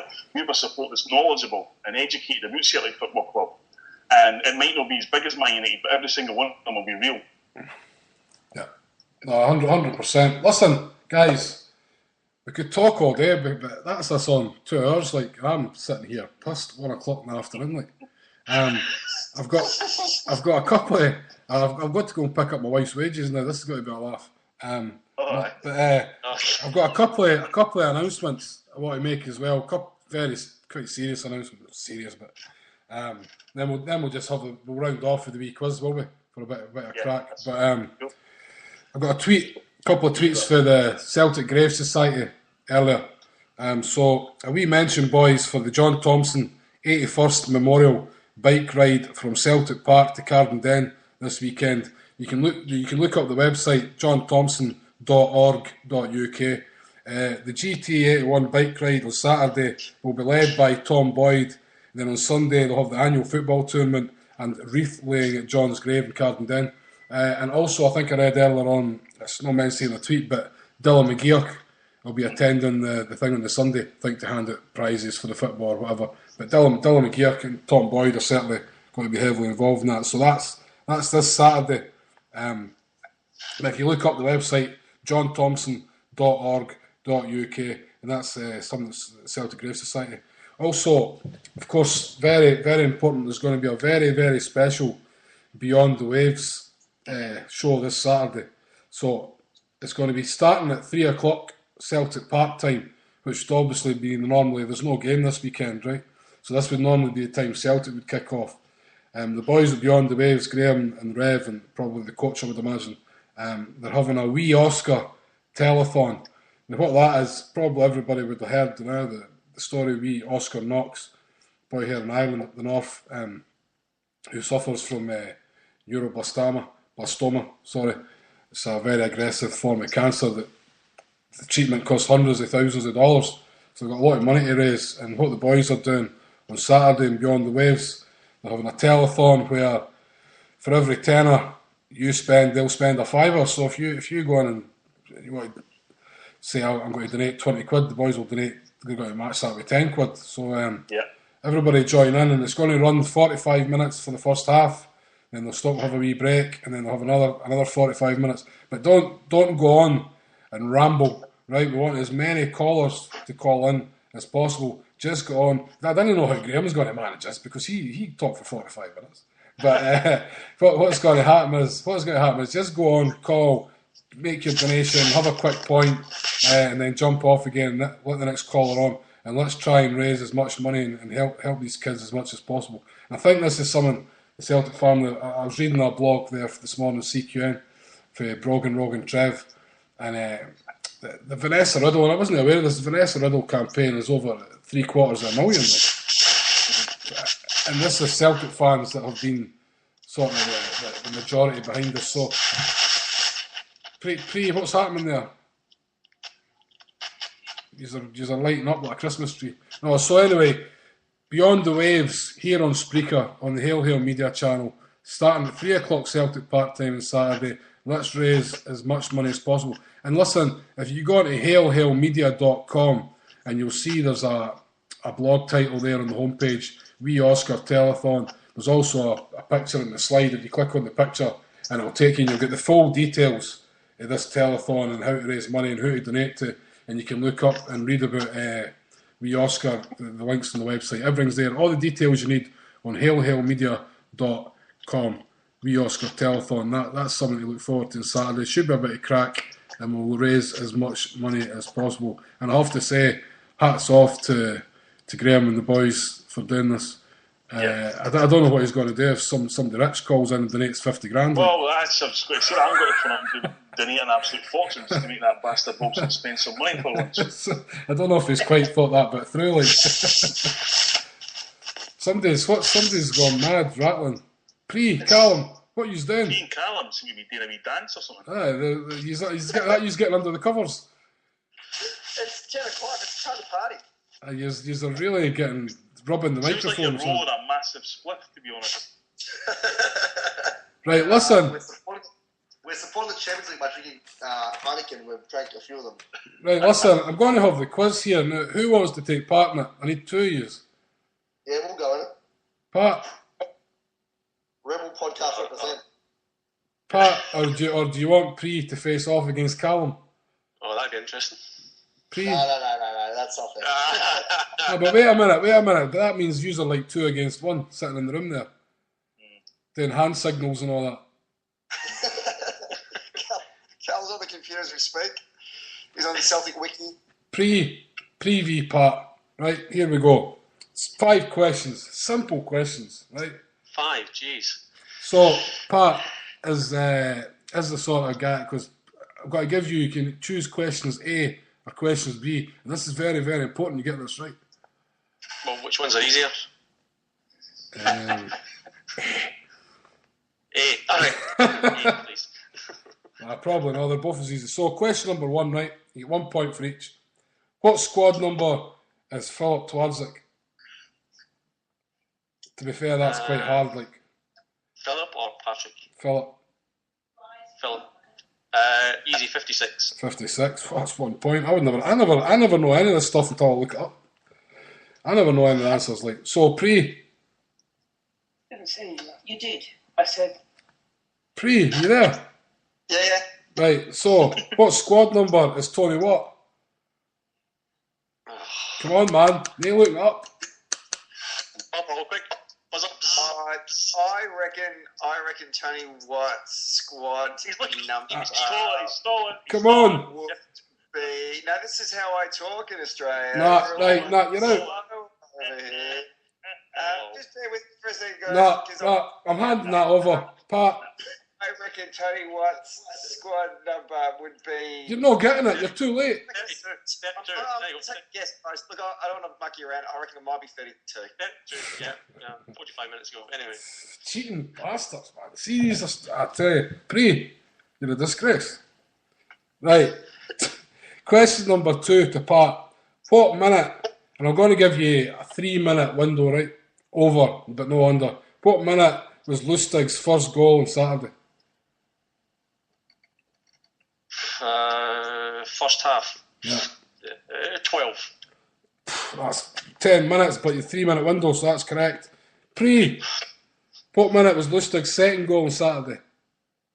I'm going to say the 67. You've got that in front of you, sir.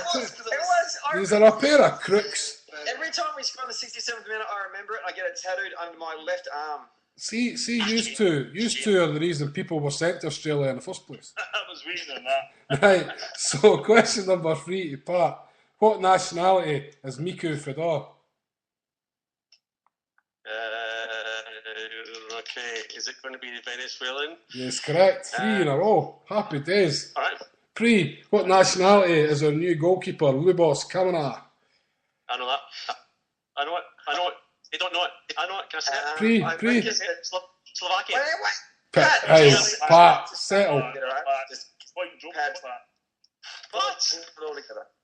I reckon his nationality is definitely a European background, and I think his nationality is. Just type the keyboard quicker. That's it. Well done. That's it. No keyboards. Is it Lassa? Is he Polish? No, he just fucking told you, Slovakian. I can't hear. Everyone's yelling at me. Right, you never got that one, so it's 3-2. Right. Tunisia? Slovakian. That's sort of a country. Right, Pat, question number 4. When Celtic beat, this is tying the European games, right? When Celtic beat Barcelona 1-0 in the UEFA Cup at Celtic Park way back when, who scored Celtic's goal? Tomo, correct. When Celtic drew 1 each with Spartak Moscow in the Champions League qualifier away, who scored Celtic's goal? Paul Hartley. Well done. Well done. Right, Pat, last question. What colour is Benfica's home jersey? Red. 5 out of 5. Just for giggles, what colour is Spartak Moscow's home jersey? Red. Right, so you were beat. No, it's red, isn't it? It's red. You were beat 5-4 anyway. So, Pat, I'll have your email address. I'll send you those PDFs at some point this afternoon. Playing for the Lost Boys. So we're going to wrap up, guys. I thought that kind of flew in. Don't know if it's just because I'm drunk, but I thought it was a bit of good crack. Anything anybody wants to add? Anything else? Paul? Say on behalf of the boys at the Rebel Podcast and the Balcony Friend, thanks very much, Harper, and to Paul for providing this opportunity. We've enjoyed it immensely on our Friday evening. I'm sure the rest of the guys, including Pat and that, have had a good day. It's been brilliant. Thanks, boys. Happy days, man. Talk to you soon. Bob, anything you want to add? No, that's all right. Thanks very much. I'm glad I called in, and I'll call in the next time as well. Cheers, Bob. Thanks, man.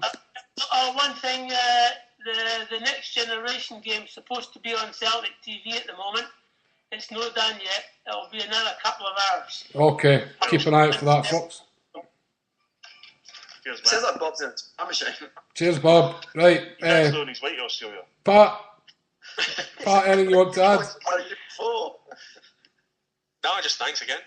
Thanks for taking time, making the effort to do it for the boys all over the world. So hopefully something comes of it. And hopefully next time we get a few more fair dinkum Aussies dialing in, or a few Kiwis, or The thing is, people, we only kind of decided about this when Tuesday or Wednesday, so it's very short notice, and it's hard to get the word out. Right, I'm quite happy with the amount of calls that came in the day. I thought it went quite well. But the thing is, people will now get this as a podcast and they'll realise it's there now. So I say we could maybe aim for another one, and there's no point next Friday because there's no games of that. So let's say 2 weeks from now, we'll do another one on the Friday. Yeah, definitely. Paul, is that the weekend we're going to Belfast? No, it's the week before. Week before. So two weeks time, we'll do another one of these and hopefully hear another few voices. And Pre and Callum, will you be available again to join in? Or? Yeah, absolutely. We're trying to work out when we'll do our next Rebel podcast. We're thinking about either doing it the day before or the day or the morning after the Benfica game. The Rebel podcasts are rarer than a handsome hun. You know what I mean? They are indeed. Consistent this year. It's quality, not quantity. Well, that's something that Hail Media's been accused of recently. Along those lines, but so just like guys, get your website out a shout because you have the Wild Dog half hour and that as well. So I mean, you might as well promote all that kind of stuff while you're here, man. Why not? So obviously, there's a Rebel podcast. forget to follow us on Twitter at Rebel Podcast. So it's an H after the R and after the P. And I write articles on the 195 followers. Let's get to 200 people. Let's do it, so supporters. You've only got 195 followers. The Flack, which is just it's a sports pop culture website in Australia, and I write on a whole bunch of different things, but every now and then I'll write about Celtic when I get the chance, when they let me. And there's also the Wild Dog Half Hour, which is a show that I do with an old high school mate of mine, which we do every Sunday afternoon, where we talk about just sport and rubbish and stuff. I have to say that the podcasts are a great laugh. Paul, anything you want to add?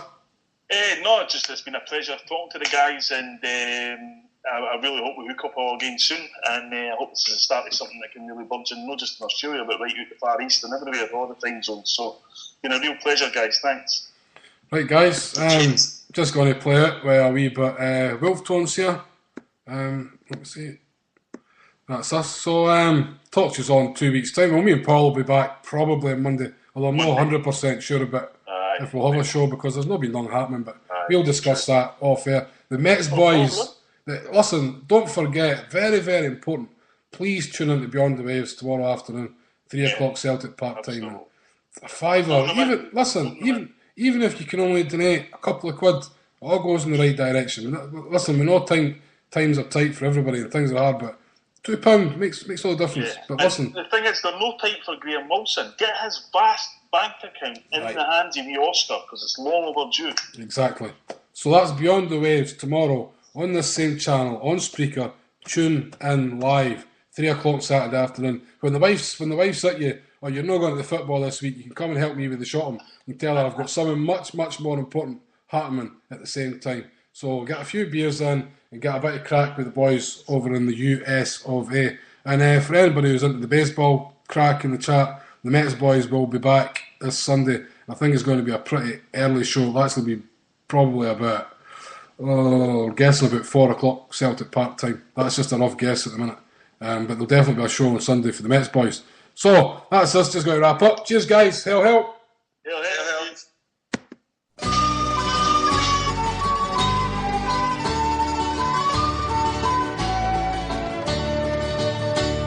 Sweetheart, I'm bidding you fond farewell. Murmured the youth one day. I'm up to a new land, my fortune to try, and I'm ready to sail away.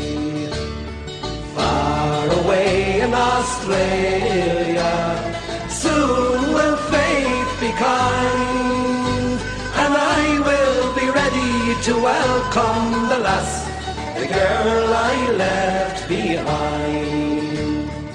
Must we be parted? His fair one cried, I cannot let you go. Still I must leave you, the young man replied, but for only a while, you know. Far away in Australia, soon will fate be kind, and I will be ready to welcome the lass, the girl I left behind.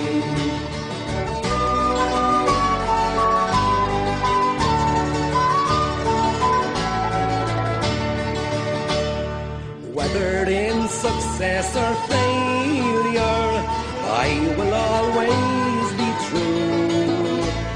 Proudly each day in the land far away, I'll be building a home for you.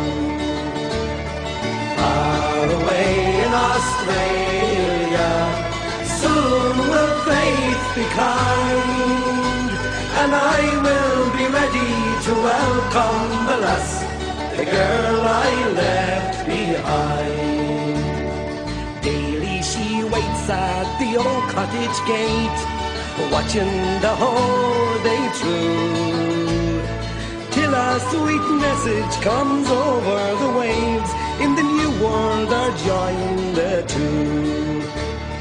Far away in Australia, soon will fate be kind, and I will be ready to welcome the lass, the girl I left